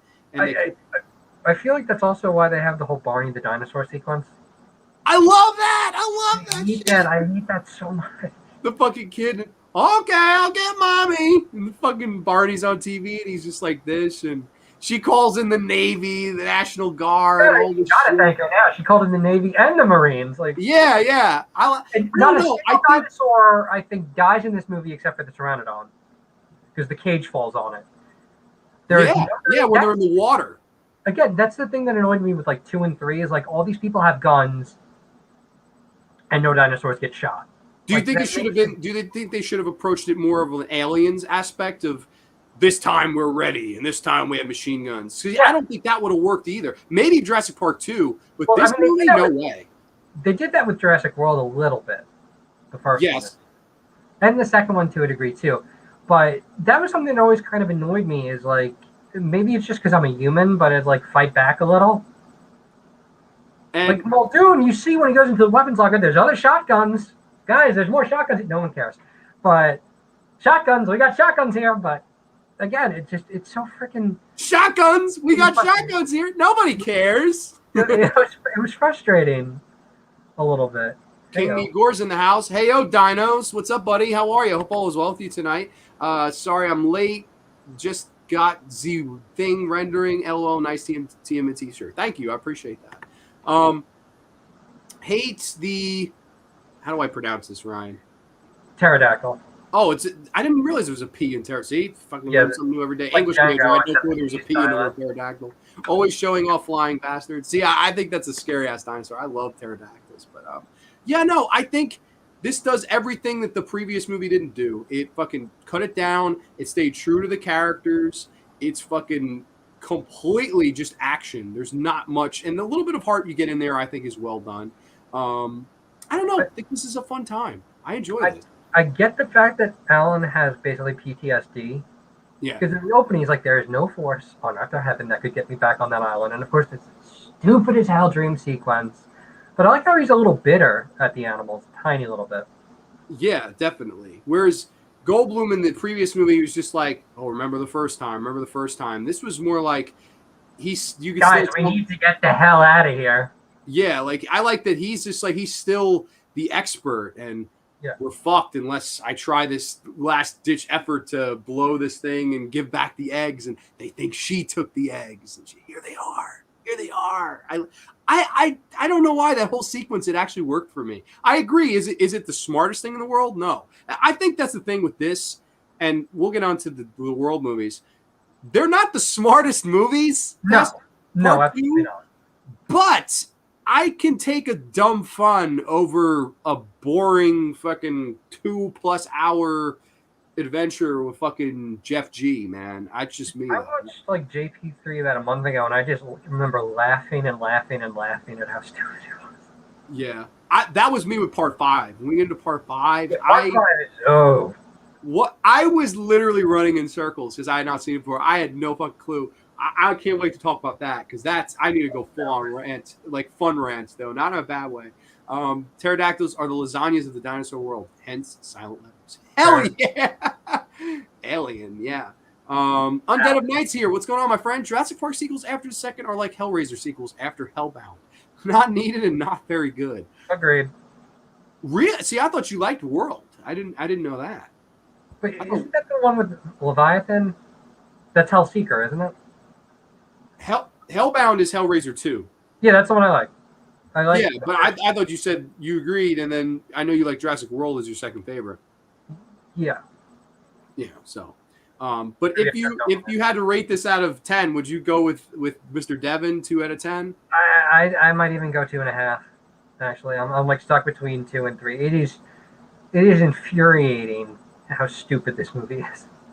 I'm gonna give this one the pass, man. All right. 6.5 out of 10 for me. Fun. 85 fucking minutes without credits. I like Sam Neill. I like the practical dinosaur effects when it's used. This film, I will say, of all the 4Ks, because other than the first one, I watched them all in 4K to rewatch for the show.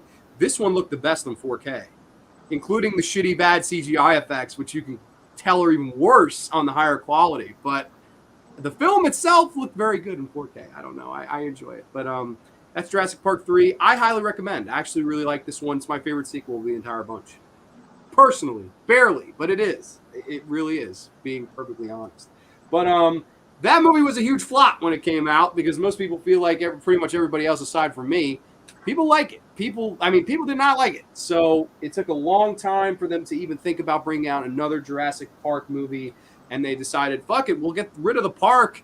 And in 2015, Colin Trevorrow came out with his entry into the series, which I call Jurassic Park 4. I don't care what anybody says. But this is none other than Jurassic World. Yes, Jurassic World from 2015. I know you had, and before we get into it, I agree Jurassic Park never had a sequel, deserve a sequel. 2 out of 10 for Call the Dinosaur, 4 out of 10 for Mr. Vav. Fair enough. Is that right? About a 3 out of 10. Everyone's below 5. Yeah, except me. I give it to 5. You had a very cool story of seeing this in the theater, man. Do tell me, because I have a story of not seeing it in the theater. So I heard before we went to see it, that it basically had an ending like Godzilla 2014, and I love that ending. So I'm hoping everyone's probably seen it by now. The ending scene where Blue and Rexy tag team the I-Rex. And I just remember, because I saw it with my dad, because like I would always watch dinosaur movies with him. He kind of got me, I guess it was his idea to get me into Jurassic Park, maybe not. And I remember like the one scene where Blue jumps on the T-Rex to get better leverage to jump on the I-Rex. Like Brandon, like, did you fucking see that? That's awesome. I was like screaming my head off in the theaters at that point. Like that was what I thought that was so freaking cool. Absolutely nuts. But absolutely cool. I wanted to talk about the production hell after day 3. There were X amount of scripts that were shopped around. My Legos are falling over. Of what was going to happen after 3. One of them was going to be, again, dinosaurs on the mainland. A lot of them seem to end with dinosaurs on the mainland or be a big part of it. One of the ones that's the most popular, excuse me, one of the ones that's the most popular, I remember reading it on the internet, like around the time it came out, was that apparently a version of JP4 that was in the works was going to have trained dinosaurs with guns on them. That was one. Weeds attached to their friggin' heads? Yeah, basically. And of course they turn, so now you're fighting dinosaurs with guns attached to them, shooting people, as well as ripping them apart. Another one was dinosaur-human hybrids. And there's concept art of it, and it's official concept art. And it's out there. You can look it up. And there was one of them that actually, one version of JP4 had, what's his name from the second one? The guy, Greenpeace, Psycho. Nick Van Owen. Okay. Yeah, he was going to go back to the first island because John Hammond told him to retrieve the Barbasol can. Oh. That was going to be a part of it. There was another guy who was like a special forces guy who was going to work for this one guy who owned a company called Grande, who had trained Deinonychus, 5 Deinonychus, a couple of Dilophosaurus, and an Ankylosaurus that were armed and armored and trained. And then Steven Spielberg got back into it, talked to Colin Trevorrow, and said there were like 3 contingencies he wanted. A hybrid dinosaur, even though all the dinosaurs in these movies are technically hybrids, trained raptors, and an open and working park. And then we get Jurassic World. Yeah, it's funny because for years, you know, I always felt where Jurassic Park 2 and 3 didn't measure up to the first one, and years leading up to this, I remember when I first saw the trailer, I said to myself, that's what I probably would have done with if I had made the original second sequel. one. Yeah. Make it where they're trying the park again, people are here this time, up the body count, what any classic second movie would do. Raise hell. Raise it up. We started hell in 1993. Let's fucking raise the bar now. Lost World doesn't do that. Part 3 is just a fun, quick in and out 90 minutes for me. Neither one of those movies really raised the bar, though. Whereas this, I think, was the movie that tried it. And we have people in the comments saying, I saw Jurassic Park 4 in theaters. I remember liking it, but ever since then, I like it less and less. Yeah. Master Fear says, I like Jurassic World is kind of the Star Wars The Force Awakens in a way. That's fair. And then feel the same way on The Force Awakens. I have to tend to disagree, though, with that. Because the new Star Wars movies miss me, whereas these two world movies hit me. They don't shit on the past. I don't think that's what they meant by it, but no, I know what you mean, because the Star Wars movies don't get me started. That can be a whole 10 episodes of this talking about how much of the new Star Wars shit sucks. No, a lot of it was even in the trailer, because I think that started the trend now of whenever there's a remake or a late sequel, they have the piano notes of the original theme, because they did it for Busters, except that movie was a giant pile of shit. But in a lot of ways, I mean, a lot of people remember, and it's dinosaurs, man, and you have the Jurassic Park logo on it. Exactly, yeah. And I remember seeing the trailer to this in the theater, and I said to myself, I don't want to see that. I said, I'm not interested. The first two sequels, whatever, I'm good. And I passed the theatrical run. This movie grossed over $1 billion. This was, I think at the time, it was like one of the top grossing. It still is. Really. Age of Ultron at the box office. Which is crazy. And also, I believe, didn't Endgame, they have to re-release it for it to break the $1 billion mark, or am I wrong? It had to beat Avatar. It had to beat Avatar. So I know this didn't get that re-release like that did, and it's still about $1 billion. That's fucking wild. And it goes to show you that the fan base for the original film was still there, and people were hungry for that next great sequel, because 2 and 3, let's face it, they didn't do it for people back in the day. I don't think either movie does it for people, whether you like them or not. For the masses that loved the first movie, it didn't do it for the masses. It didn't do it for everybody. I think this film, the reason why people will put it over as the second best, it is the most like the first one. Yeah. It has a lot of callbacks to the first one. There's the Jeep for Jurassic Park. There's the fucking Dilophosaurus in a hologram. There's the banner. There's the fucking, this, that, and the other. There's so many. Do you remember that? Remember that movie? Do you remember that movie? And a lot of movies do that. Whether I remember last time you were on here, we were talking about Predators, how much it's like the first Predator. And I don't mind movies that do that as long as they're entertaining on their own two legs. And this movie is entertaining on its own two legs, I think. I like Chris Pratt.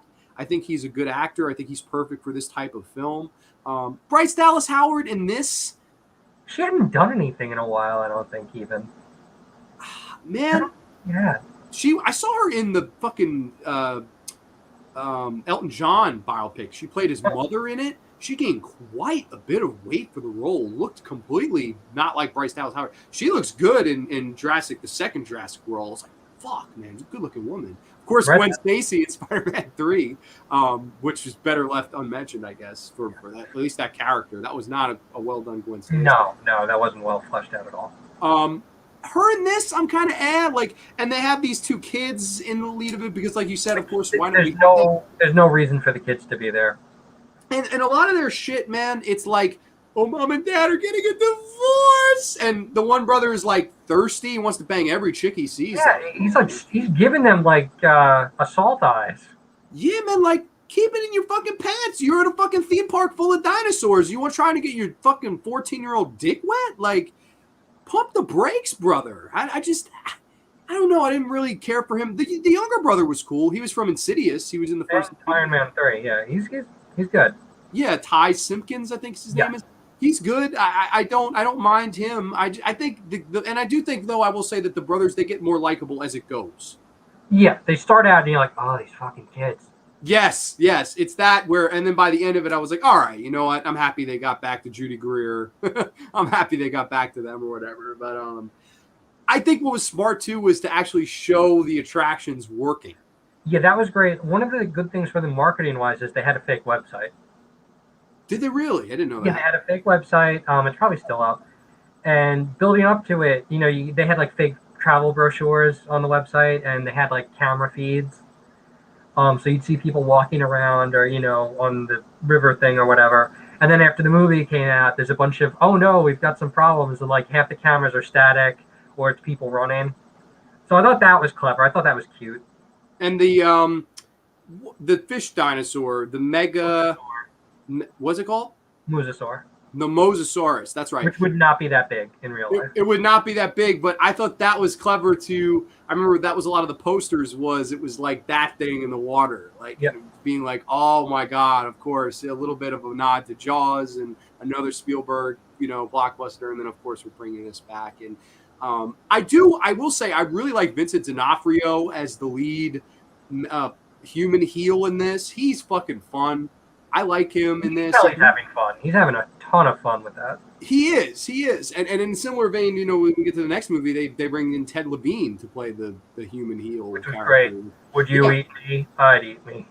Yeah, dude, that's great, man. And fucking, Ted Levine is my dude. Fucking collecting dinosaur teeth for his fucking necklace and fucking Silence of the Lambs. You gotta love it. But D'Onofrio has fun with this role, and I like that his whole plan is he wants to train the raptors to hunt for him, and of course it's not going to work. And Chris Pratt's like, that's not going to work, and that felt more like something in the. That feels like something Ian Malcolm would say. Yes, definitely, and I don't know. I like the Chris Pratt character. I think he was likable. Owen Grady. Owen Grady, that's right, yeah. Which some people theorize that he's actually the kid from the first Jurassic Park movie that Grant traumatizes with the claw. Really? That's a fan theory that he's that kid grown up. I've never heard that. That's very cool. I wonder. I don't know. I wonder, man. I like Chris Pratt, Bryce Dallas Howard, and Jake Johnson's performance in Jurassic World quite a bit. Yeah, very good. Very solid performances out of all of them. Avatar 2 about to gross $1 trillion. I don't know, man. And with COVID, does anyone even remember Avatar? That's the bigger question.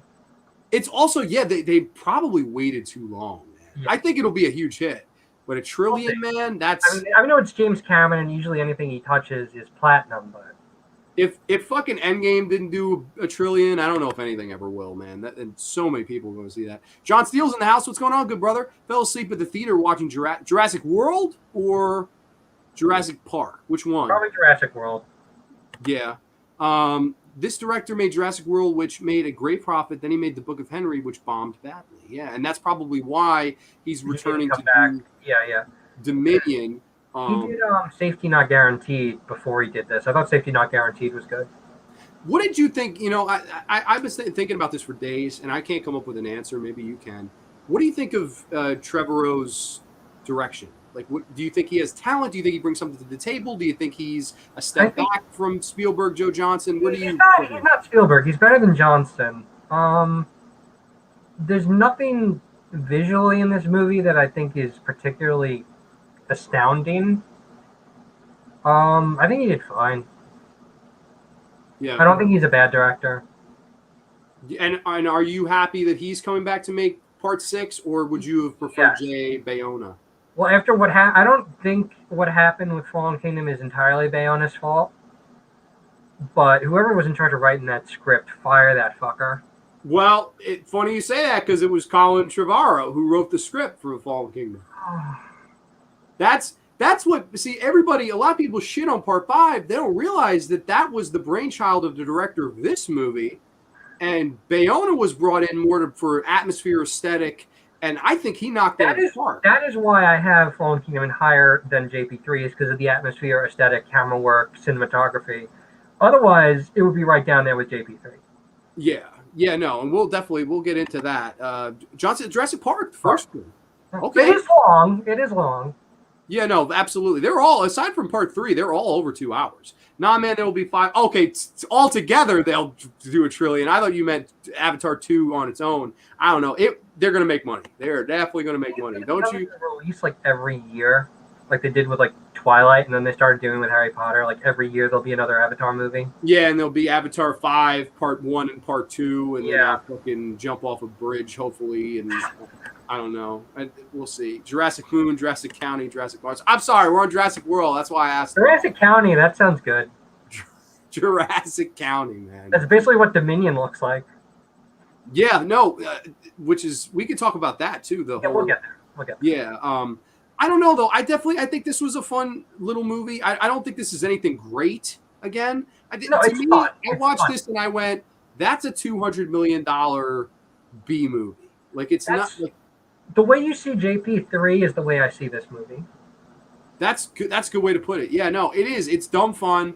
It's does it have some stupid shit in it? Oh, Sure. As absolutely. does the next one, as does the previous one. The gas from 20 years ago wouldn't work in that Jeep. How is Bryce Dallas Howard able to outrun the T-Rex in It heels? heals. this And this retarded. Excuse my French. This is retarded. What the I know, but it's hell? awesome. But it's awesome. But it's like everyone's like, oh, the Fall Kingdom is such a travesty. It's such a stupid movie. I'm like, this wasn't stupid. Oh, it's Driving stupid as hell, but motorcycle it's next to awesome. even in the Fall Kingdom, it's almost like he's making fun of it. It's like he's like, you ever do anything crazy like that? Well, I did drive a motorcycle next to Ford Velociraptor. I was like, what the fuck? I gotta say, man, too, coming off part 3 where the Spinosaurus, right? Yeah. The Indominus Rex, while I think it's cool, part of me, the motive of it, I didn't like. Where it's funny because I had you on for the Predator show. There's a point where somebody's like, it's hunting for sport. I'm like, what the fuck? What is this thing? The Predator? Like, does it have fucking the heat-seeking vision? I know it has the invisibility thing. And That was one of the problems is they basically made this thing unfucking killable in the movie. yeah. Like, because they hit it with a fucking bazooka and it just fell over and was fine. And I added chromatophores from cuttlefish. I added this from a tree frog. I added this from snakes. What else did you fucking add to it? Did it shoot laser beams? Like, what the hell? Maybe in Dominion. I was expecting like a twist that it was going to have human intelligence. That would have been, yeah, and they tacked into that in part 3 where they're saying that raptors are the second most intelligent Yeah, life. they're smarter than primates, yeah. Yeah, no, like I think they hinted there. I think they just wanted that big bad thing. But at the same time, man, like, aren't dinosaurs enough for people? Well, they even say that in the movie. They're dinosaurs. Wow, enough. I like why do you have to have this big bad? Oh, it went invisible and they didn't even know about it, and then they fucking send those poor bastards in there and it escapes. And I guess it's a commentary on today, where like if you see something 5 minutes later, it's old news. Which I mean, they're not wrong for that. No, but I didn't see it that way, but that's a good way to put it. But like once you're able to, update something like that, look at iPhones. Yeah. It's just fun in general. If you have a flip phone that still works, no, you got to get this thing. It's so cool. It's so new. That's true. Yeah, no, that's true. I agree with that. I thought there were some unnecessary things in this, like the ball sphere and then the weird Jimmy Fallon cameo. Like they couldn't recall the spheres if they're like in an emergency lockdown with the park. They couldn't. Those things are electronic. Just put a little thing in there, hit recall all spheres. Done deal. Yeah, and then instead he's able to drive it anywhere. So, like, wouldn't you think motherfuckers would try to steal these things? Like, fuck it, if I can go anywhere, I'm just fucking drive off the park and sell this thing. Exactly, yeah. I mean, I thought the scene, like, just how nasty the I-Rex was when it kills the Ankylosaurus. Yeah. That was, I felt bad for that. Yeah, no, definitely, this dinosaur was brutal, the Indominus Rex. I definitely think it was brutal. I like that they're tracking it. It digs the tracking thing out of its own skin. But you never see a mark of where it did that. So you're like, where the hell was the tracking thing? I don't know. I was hoping that you see like marks on it eventually, and you don't until the end when the T-Rex and Blue were fighting her. You see like rebar stuck in her back and stuff like that. But it would have been nice throughout the movie to see like damage on her, because the only damage you get is because all her teeth don't fit properly in her mouth. That's why she's like constantly bleeding around the mouth. Yeah, I think that the whole way they do set up that ending is smart. Yeah, where it's like it's chasing them. You get of course the call back from the first one, the Raptors and Blue and Chris Pratt and the kids and the woman, and it's like that was an oh shit moment when like all the Raptors turn and all the cameras are looking at him. That was great. Yeah, it was, and I liked, of course, the little cameo for the Dilophosaurus of the hologram, which I still wish it could just be in one of these movies so I can mark out, have a little fanboy moment. I don't know, I would like that. But I do like how that whole thing is. Or she unleashes the T-Rex, and I was hoping there'd be a little more build up with that, because again on the website it showed a bunch of other dinosaurs that they had. So when he says we need more teeth, I thought they were going to open all the pens, all the dinosaurs would be coming at the I-Rex. And then the last one standing, while it's like really named and stuff like that, that's when the T-Rex shows up at Rex's house. That would have been fine too, I'm sure. Probably But I think they took the two heavyweights of the first three, whether it be the Velociraptor, the T-Rex, and they teamed up. And then literally the biggest fish in the sea, the Mosasaurus, comes up and grabs it, pulls it in, Jason style, Friday 13th style. And, you know, that's the end of the Indominus Rex. I like that. That fight was fucking amazing. It was fun. As ridiculous as it was, it fucking jumps on the I-Rex, and then you think that the T-Rex is still down. No, the T-Rex immediately is the next shot, grabs it by the neck. You know, you got the leverage and stuff like that. And just, it was so fucking cool. Yeah, no, it was. It was fun. It was so much fun. I was sitting here watching it, and I was like, "This is something like WWE would do." Like, just it's like the two guys of the 80s. You're the 90s, bitch. We're coming for you. The double team, throw them over the top rope, and then that's it. Like it really. It did, yeah. It felt like a WWE main event ending, or like to set up a next pay-per-view or something. And I had fun with that, man. And I don't know. This one definitely works for me. I think I liked the heel getting his comeuppance. Vincent D'Onofrio gets eaten by the fucking. And then Dr. Who's evil. Yes, that was something I wasn't fully expecting. Weird, right? What did you think? Like, honestly, I felt unnecessary. But what did you think of it? That was, I mean, when Hoskins is on the phone, says, "Yeah, things took a turn to the left," and then it cuts to Will. I'm like, "Oh shit, he did this on purpose." Like, crazy. I don't know. I thought it was funny to see him back. I went, no way, because I had no clue. I saw him in the ads, and originally, I was thinking, okay, he's there for 5 seconds, but no, he's in it. Yeah, no, he's an integral part, even in the fucking fifth one. I was like, wow, like what the fuck? Like I was sitting here and I'm like, that's fucking BD Wong. I went crazy. I was like, no way. I went, that's so very fucking cool little spot for him. And then of course they give his character a little bit more meaning. Pretty cool. I will put Fallen Kingdom above World because of Bayona's direction. I hope he keeps marketing films. That dude's talented. He's very fantastic. Yeah. Fantastic filmmaker. And I'll get into that when we get into part 5. Jurassic World, dumb but awesome. I would say that's a pretty good way to describe it. Yeah, definitely.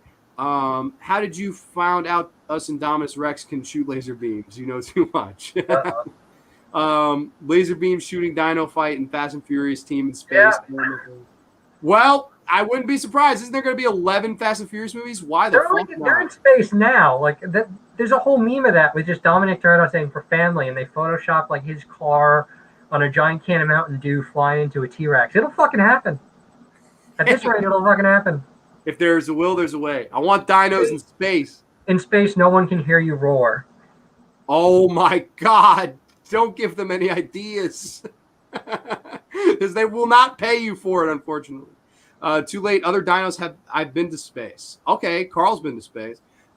Trophies in the mail, Jurassic Fast and Furious will be a thing, Steel. Dude, great minds think alike. Yeah, no, I agree with all of you. I think this is all pretty good brainstorming, if you ask me. But yeah, no, I had fun with this. I think this is a fun movie. I know there are some people that will say like this is by far the best sequel. I don't know if I'd go that far with it. I don't think it's miles ahead of like any of the other ones, to be honest. But it's definitely a fun time. It's a quick 2 hours. I like the characters for the most part. It goes by fast enough. Yeah, special effects, even though aside from the scene where they're with the dinosaur that's been downed. Yeah, there really are no. They're either CGI actors, because I know for parts of the Raptor Squad there are people in suits and then they just CGI'd over them, and they look really silly. They have like these little dinosaur booties and like this like Velociraptor hat that they're wearing. They're just like the top of that. It looks really silly, but no, I think the downed Apatosaurus, I think it is like the only practical effect. That's the only practical one in the whole movie, and I actually really I went okay, at least there's a little something in there, like, and I felt that scene. I was like, damn, like, yeah, this is. Did we have some more of that in this, please? But no. Yeah, no, I would have liked more. I thought, and probably my favorite part was when all the pterodactyl raptor things flew in, started cleaning the house in the park, and that fucking with his margaritas running away. The one nanny lady that like was she British or? That is the most brutal death for a character in the Jurassic Park series, and it is undeserved. Yeah, she didn't do anything wrong. She was just trying to watch these kids, man. Trying to tell them to move. She gets like picked up, tossed around, and the most traumatic scene of that whole thing is right before the Mosasaurus jaws slap shut. You can see her arm reaching out, like she's trying to crawl out of the mouth, and then Boom. Fucking great. Oh, Man. it's so nasty. I was sitting here, I was like, oh my God. I was like, you poor bitch. Like, holy It's kind of like a whole joke. It's like, what the fuck did she do to piss off the director? I don't know, man. Like, that's to me, D'Onofrio, Ted Levine, they could have easily went that way, far deserved. But that poor lady, she didn't deserve to go that way, man. I agree. I thought that was the funniest, like, the most entertaining scene in the whole movie, though. I was like, dude. Like, I remember I felt like awkward and uncomfortable watching it. Like, this was going on too, and then rip. Yeah, I was almost thinking, I was like, is it going on this long so she gets saved? Is somebody going to come in and, like, grab her away? And it's like, no, it's just really over the top death. And I'm like, oh, no, she's in the pool, and I know what's coming. Exactly. Yeah, no, as soon as she went in those waters, you knew there was only one ending of her fate, for sure. But if you had to rate this 1 out of 10, man, what would you give it? I'd give it an 8. 8 out of 10. Wow, that's very high. I know, higher than Lost World. I will come in with a solid 6 out of 10 for me. I like this movie. Definitely gets a passing grade. Fun 2 hours. Fun B movie. $200 million B movie for me. And I don't know. I pretty much like most things about it. That's what the sequels I feel like are, like $200 million B movies, and part of me is okay with that. Yeah, I would say the Lost World isn't that though. That's 2 and 3. I feel like just tried to do Jurassic Park all over again, and obviously that wasn't working. See, it's funny though. I feel like 1 and 4 are very similar. Yeah. 2 and 5 are very similar to an extent, and then it takes a hard turn to the left at the end. Yeah, the 3 is the one that I'm like, this feels the most like its own thing when compared to everything else. Like, there's not really another one that's like 3 for me. And that may be a reason too why I put it slightly over. I like it. But yeah, no, 1 and 4 is like a slash remake, but it's, you know, they upped it, which is smart. And then 5, it's like this, the beginning is everything's the same. And then, you know, they, to me, took a much better turn than 2 did. That opening's awesome. That 7 minutes is fantastic. It's a shame the rest of the movie wasn't like that. Yeah, no, I agree. But okay, so that's Jurassic World, if you will, Jurassic Park 4, as I call it. And we have Carl the Dinosaur says 7 out of 10. I think it's a fair rating for sure. I went. So you went 8, I went 6, and you went 7. So that's right around the same ballpark. It's a point apart from each. Fast forward 3 years. And we get the absolute most batshit Jurassic Park movie there will ever be. If they can make something more batshit than this, I can't wait to fucking see it. It's either going to be Fast and Furious or they're going to resurrect one of those plot lines I told you about with like the human hybrids. I, for some reason, really like this too. I can't explain it. But in 2018, J.A. Bayona took the director's chair. And he came out with, to date, the last film of the franchise, although Dominion is pretty much done. Dominion was supposed to come out a little bit over a year ago. Yes, and they did the whole clip before Fast and Furious 9 that leaked on the internet 2 minutes later. Of course, somebody didn't say it didn't leak. It poured. The dam broke open, whatever. I love that. But this is Jurassic World, Fallen Kingdom, a.k.a. Jurassic Park 5. Wow. To quote Jordy Barrel, holy oh Jesus, what the fuck is this movie? Wow. You want to go first? Because I have a lot to say about this. Like I said, I thought the opening is great, atmospheric as hell, very well shot. Jay Bayona, I had seen The Orphanage. I don't know what else he's done aside from that, but he knows what he's doing. He absolutely knows what he's doing. He's a very competent director. The script is batshit insane. Like halfway through, it turns into completely like you feel like you're watching another movie, and they're like, "No, we'll put slap Jurassic Park on it; it'll be fine." Like, they're selling the dinosaurs for less than what players on professional like sports teams are worth. That is one of the most. That's one of the dumbest parts of the whole movie. Is like the T-Rex, Francisco Lindor. I know, Cristiano Ronaldo. I know you get an ankylosaurus. Like. They're only worth like a couple million. No, there should be hundreds of millions, if not billions of dollars outright. I know, it's just a couple million. Like, I forget what the Indoraptor was selling for, but it was fucking ridiculous that it was so low. Yeah, he was like $28 million. This is something like that. This is the prototype. This is not for sale. Yes, it is. $28 million. It's for sale. Like that was it felt very like comedy came out of nowhere with it. Like he gets tranked. Chris Pratt gets tranked by the same dosage they'd used to tranquilize a velociraptor, and there's no serious repercussions with that whatsoever. And then he does this weird little crab walk, like move your little toe from Kill Bill away from the lava. Oh yeah, because yes, and he rolls away from it, and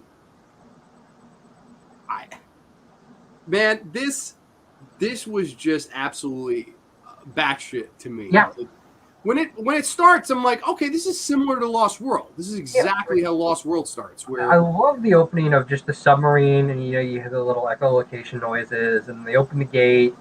Like it's so well done. The mood is so well done. It draws you in so good, and then it's over, and then you have to sit through schlock. And the one guy running away from the T-Rex, and he gets the the Mosasaurus. Boom. I thought that was funny. I don't know why, it made me laugh. Like there's so much silly shit in this. Like Justice Smith's character as the hacker guy he's up there with Tay Leone as like the most annoying character in the JP movies. And I think they actually purposely made him. Yes. Because there's no way that they said people like this character. No, it's like your job is to be annoying as hell. Yeah, and he pulls it off. And then fucking the ladder goes down. I thought that was fucking funny.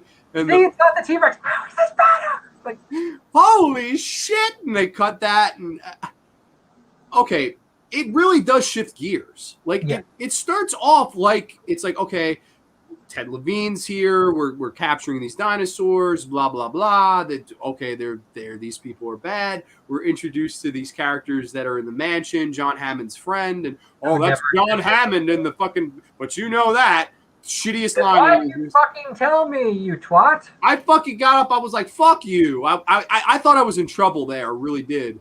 But little did I know that there was going to be fucking clones in this shit.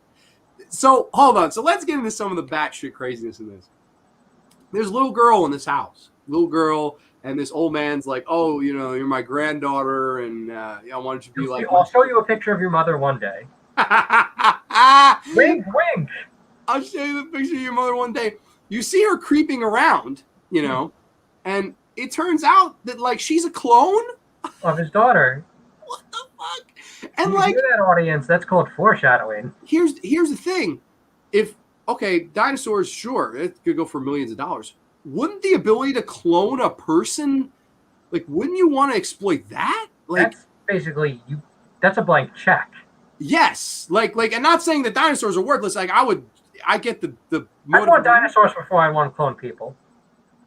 See, I would want to clone somebody. I wouldn't want to clone people at all, really. Well, think about it though. You can clone anybody. I know where you're going with this. Anybody. But no. No.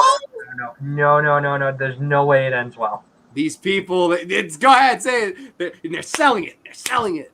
Go ahead. Give me the Jeff Goldblum rant. It's like there's like a character on My Hero Academia who that's his ability. He can clone himself, but he can't remember if he's the original or not because he killed all the other ones. Yeah. Oh my God. Yes, that's right. I love that. I'm the original. Yeah. No, fuck you. I am. Like even the Mulder twins on Invincible are like that. Like yes. That's a good show, by the way. I'm like 5-6 episodes in. That's a great show. Oh, you still got some ahead of you. Okay. I hope that's a good laughing here. Unlike you want to see some fucked up shit? Like fucked up shit. Okay, I'm always down for some fucked up shit. Yeah. Speaking of fucked up shit, they have this Indoraptor where we can control it. No, you can't. This is the mentality behind this. Now, I got up and fucking howled laughing. Fucking laser beam of a scoped AR on a person, and instead of shooting them, you trigger an alarm on the gun that makes the dinosaur want to attack the person. Why would you just shoot the person if you got to that point? Like no sense whatsoever. I fucking got up and was just in shock. I remember I was watching that and I'm like, I thought they were going to do something like cool with it. And then the guy pulls out the gun with the laser. I'm like, what the fuck is this? I thought they could be like, I don't know, like how they're going to do it, but it just was so fucking funny. Like, I was just like, wait a minute, what? Like, why would you go through all of that trouble? Like, you could do that with a fucking, couldn't you? Cat. You could do that with a cat. Or a Yes, dog, even follow the flashlight. Like, a dog, a fucking killer German Shepherd or whatever, or pit bull or whatever. Like a dog would fucking do that. Like what the fuck? And I will say though, I like the Indoraptor slightly better than the Indominus Rex, only I because don't. it was more of like a malicious villain, whereas the Indominus Rex, it was the big Mindless. bad villain Yeah. of the week. This thing, it smiled. It looked like it was enjoying what it was I doing. hated that. I hated that so much. Oh Because wow, okay. have you seen Dragonheart? I have not. Okay. There's this one scene in Dragonheart where they're looking for the dragon. Turns out the guy's sitting right on top of it because it can disguise itself to look like rocks. So he's writing on it, and it opens its eyes and looks up at him, and then closes its eyes again. It's like the exact same shit. The Indoraptor basically looks at the camera and goes, like, I hate that. It winks at the camera. I hate that so much. I understand. I completely understand that. I was like watching that, and I'm like looking at people next to me, like, what the fuck am I watching? I enjoyed it just because I thought that's what Jay Bayona brought to this movie. But it makes no again, that leads to like the whole human intelligence or what the fuck are you doing type thing. Yeah, no, and I agree with that. It's not like in the sense department. It definitely this entire movie though. None of it makes sense. Yeah, that's the thing. Like I won't bash that in the sense department because the entire movie makes little to no sense. It's very fucking incoherent. No, and it's very sloppy. But I liked that. I liked that it was almost buttering up this little girl before it was going in for the kill. It did the that is again one of the creepiest shots in the whole movie. That is the creepiest shot in the whole movie. I liked the whole arm reaching out, like that is like monster on your closet type shit. Almost like Freddy Krueger in the original Elm Street, reaching out of the bathtub and going in between the girl's legs. And I think in a lot of ways too, like we had seen, okay, Jurassic Park 2, it's in San Diego. Jurassic Park 3, we're back in the jungle. Jurassic World, we're in the theme park. In this fucking mansion. We're in upstate California. I didn't mind that. I thought, okay, this is pretty cool. You're giving the dinosaurs some fucking space. You have the one dinosaur that is busting through the walls, helps Chris Pratt and Bryce Dallas Howard escape. You have the one scene where the auctioneers, they get into the elevator just in time, and then the thing turns around, its tail whips at the button. That's stupid, but I saw it coming. I'm like, let me guess. The tail's going to, and it did it. Yeah. No, it's predictable, but I thought that was funny because that guy totally was just, he deserved to die. And it was Arnim Zola got bit by the Indoraptor. He's like, I don't know. There's something about the Indoraptor I liked. It suckered Ted Levine in, and he wanted to add the tooth to his collection. And of course, it pretends to be, and it kind of smiles in the tail, and it gets him to turn, bites his fucking arm off. I like how it took a second. Like it was enjoying the fact that he was fucking terrified after it bit his arm off. That I liked. Yes, it fucking really, that's why I liked the Indoraptor better. It was more of a heelish, it was more horrific. Like for someone who's a big horror fan like me, I enjoyed that heel horrific mentality, like a Freddy Krueger, as opposed to, the I'm just hunting for sport type of thing in Jurassic World. That's one thing I would say the Indoraptor I liked slightly better. I liked the design. I thought it was pretty creepy looking. And like you said, that shot, it is a well-directed movie.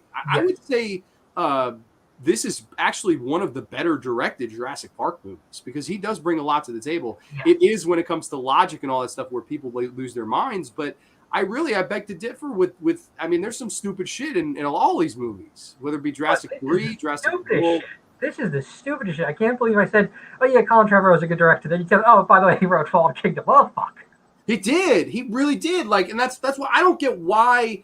I wonder if he was like, let me bring Bayona in and maybe he can, I don't know. Like, I don't get why you would go ahead and write this movie for him because it makes no sense. I think Bayona did as best he could with it. And I think he actually made a lot out of nothing. And I would have liked to see what he would have done with Dominion.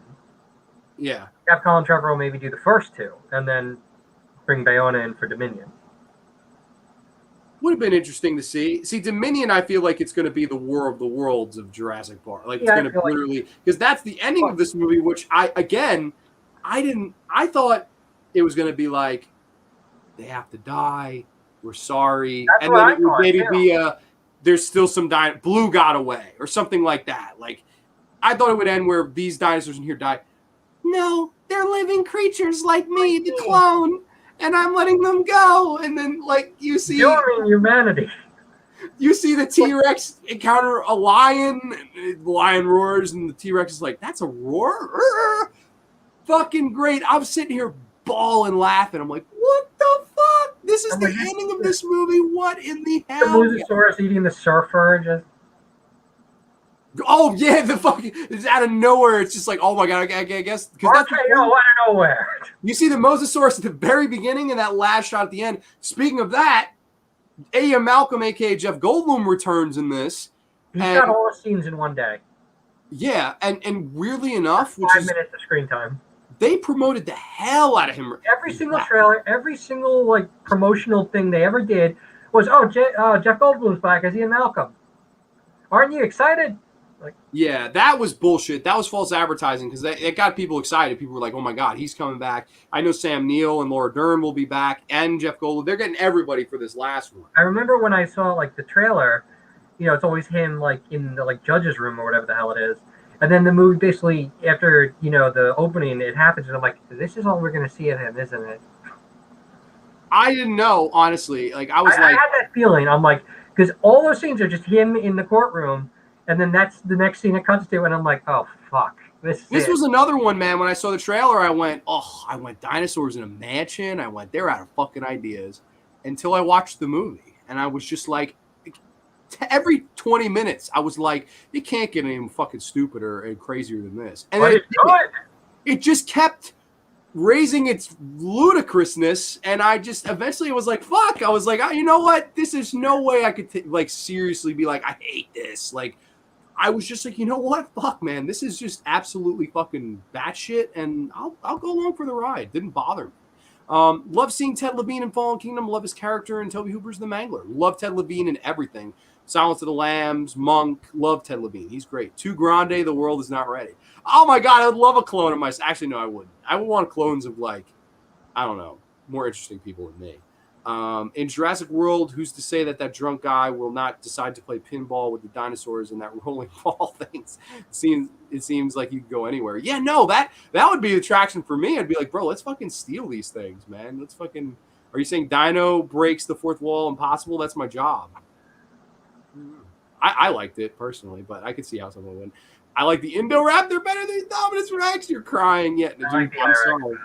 I did. I can't lie. I won't lie. I can't believe, trust me, that I like some of these movies better than others. What I think they should have done was Undersea Kingdom, Jurassic Park, but underwater dinosaurs. That would be. I'd watch that. There's a lot of potential there with aquatic dinosaurs and reptiles.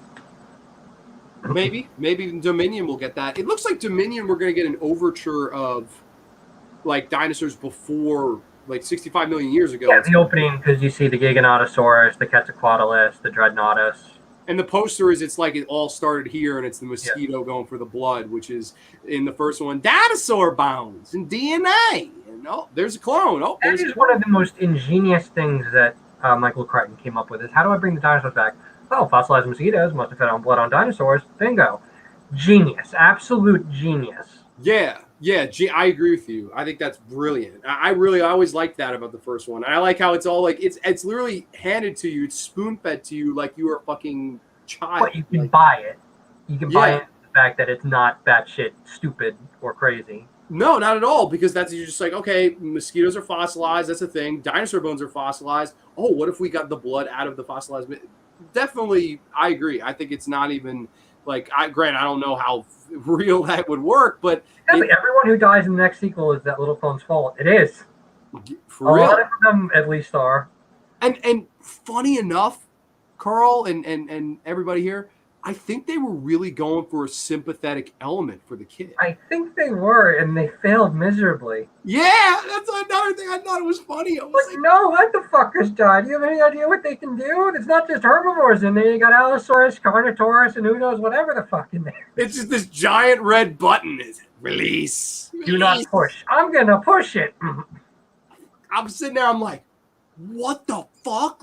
I swear to you, man, when I was like, okay, I was like, fine, fine movie, whatever. They're going to gas them. We go home, and then maybe I thought that I could just see it in my head was, Blue goes away and somehow laid eggs somewhere, something like that. But when I was like, None of What? them could have ran over, pressed the button again to stop it. Like, I don't there know. are This is four so adults in fucking that room stupid. I and one loved it. child, Yeah. and none of them could have either restrained her, left her outside of that room, or pushed the button again.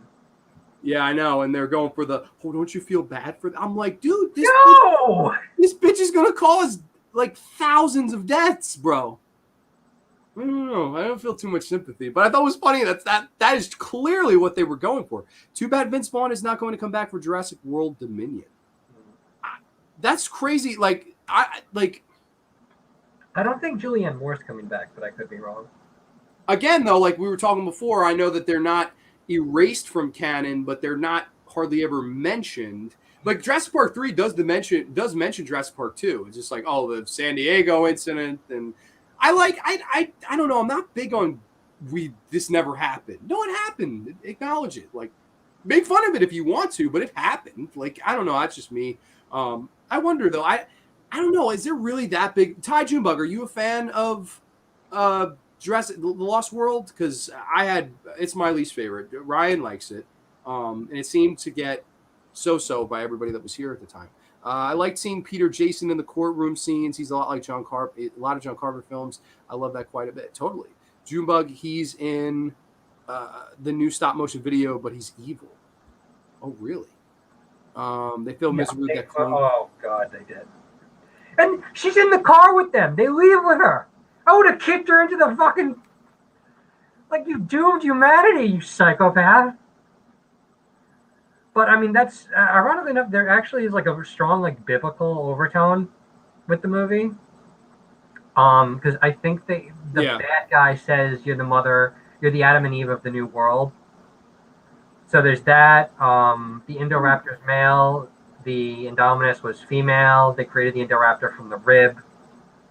They just added, I guess, biblical stuff on it for flavor. I guess so, man. I don't know. I think I will say too, I felt that the characters in this one were more likable.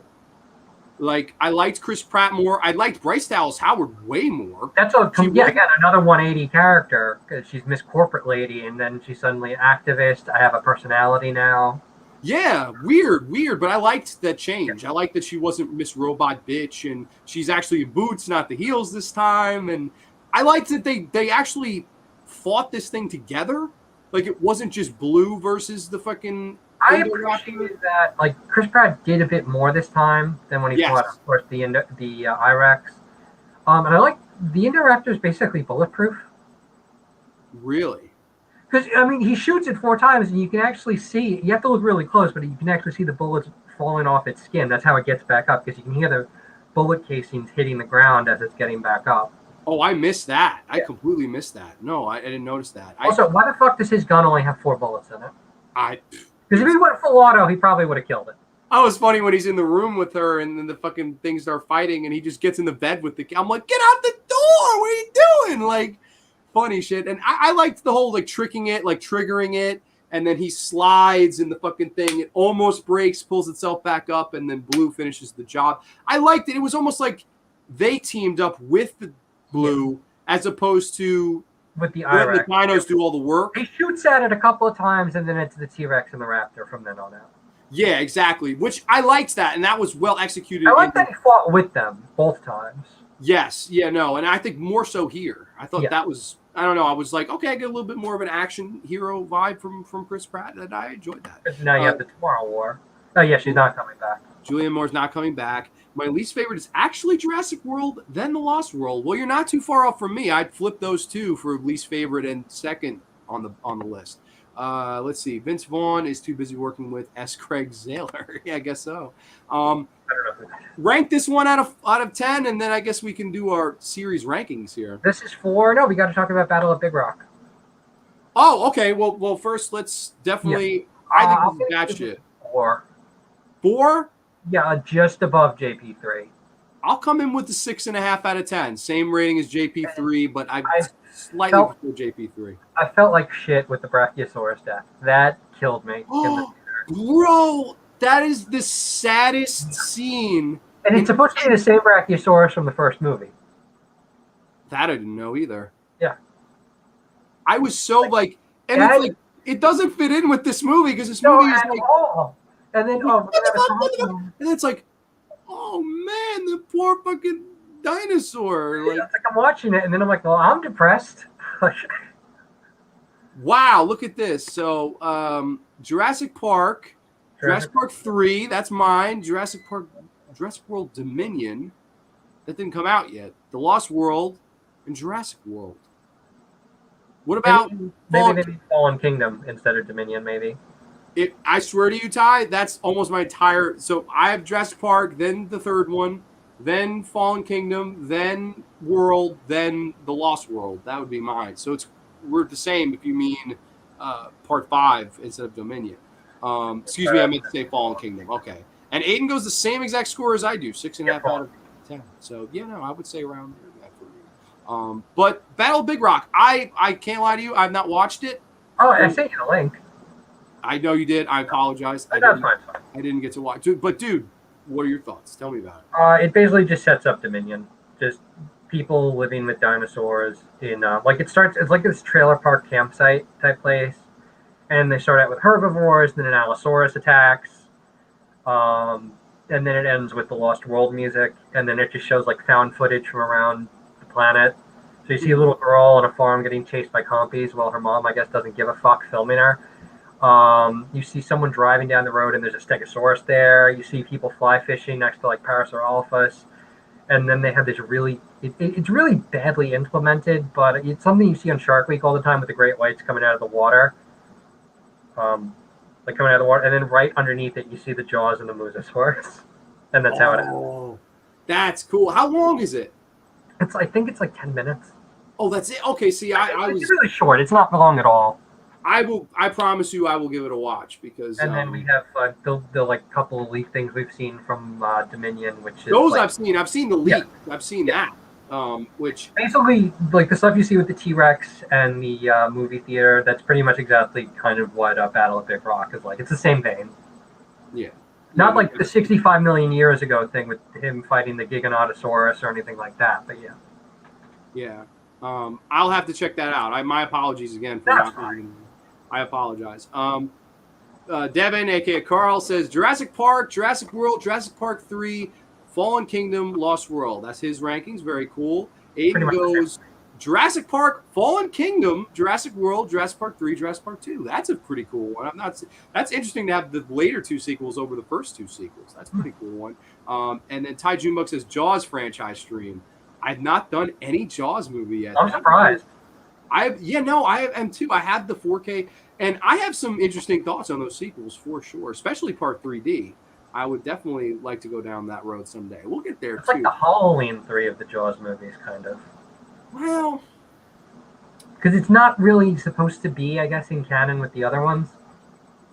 Yeah, and even though his son is technically the lead, but it's a different actor, and it's funny, Jaws 3D and Jurassic World are similar. It's the theme park where all hell breaks loose, and it's a similar. They have a new attraction. Yeah, although I will say, like, Jurassic World is definitely a far better made film. I will say that, but I don't know. I don't mind Jaws 3D. Like a lot of people will tell you that's the worst one, like Jaws 3D. Jaws: The Revenge is the worst. Jaws: The Revenge is fucking. That's like the Fallen Kingdom to the Jaws franchise. And Michael Caine like admitted that he did that movie for shits and gigs and money. And when he was filming that when he won his Oscar, he didn't get to accept the one and only Oscar he won in his career because he's filming that fucking piece of shit. That's gotta piss him off to this day. I bet it does. I bet it does because he was, and he said to this day, I've never seen the movie, but I have seen the house or the patio it bought me. I love that fucking quote. That's so classic him. That's very much hey. What would I know you told me before, what would your rankings be for everybody else, just to summarize up your ranking list of these movies? Jurassic Park, Jurassic World, The Lost World, then Fallen Kingdom, and JP3. And then if you had to throw Battle of Big Rock in there, would you or no? Battle of Big Rock would be above Fallen Kingdom, so that would be in what place, I think? Right after second. Right after the Lost Jurassic. World. Yeah, Lost World, yeah. Okay. Juma Films. I would definitely join you on the Jaws stream, but StreamYard and I had issues. They blocked me because my cameras are on proper camera, I can email you my phone number. You can put me on speaker. Oh, okay. Well, we could talk about that. We could see if there's another way other than StreamYard too, because it's easier to just sit there. Doing it on the phone is not fun. I did it twice, and I'll never fucking do it again. The difference between Halloween 3 and Jaws 3D is one's excellent, the other one is dumb shot. Yes, no, I agree with that. I definitely, for sure. But both movies I like overall. But yeah, man. Unless there's anything else you wanted to mention, is there anything else from your Jurassic Park collections you wanted to show off? Or no, if we ever do any more dinosaur movies, maybe I'll show you some of the fossils I have. Yeah, no, sure. I would love that. I don't know if you have plans to see Dominion in theater, but I will definitely. Depending on when the coof is over and everything like that, then yeah, we'll see. Well, yeah, no, totally. Let me know. I have quite a few people that. It was funny because I got these people were like, "Oh, you haven't seen World and Fallen Kingdom?" I was like, "No." They were like, "Oh, great, see them." Because I've seen both of them in theaters. I've seen World and Fallen Kingdom in theaters. Oh my God, seeing Fallen Kingdom in the theater would have been fucking. It was weird. I watched it a couple days ago right here on the couch and was just going fucking nuts. I was like, dude, what the fuck? Like, I don't know. It was absolutely wild. Again, good camera work. Like apparently the whole like gyrosphere in the water thing was done in one shot. Mm-hmm. I mean, that was good. Very dramatic, like the opening title sequence with the lava and shit like that. The choir, like that's a bit overdone for a Jurassic Park movie, but okay. It felt very late '90s, Fallen Kingdom to me. Yeah. It had some stupid shit in it. Yeah, a lot of stupid. Like I can understand. The only reason I can say that the Indoraptor didn't find them like immediately is because it was drugged, even though it wasn't out. That's the only way I can think of that it didn't find them aside from plot armor.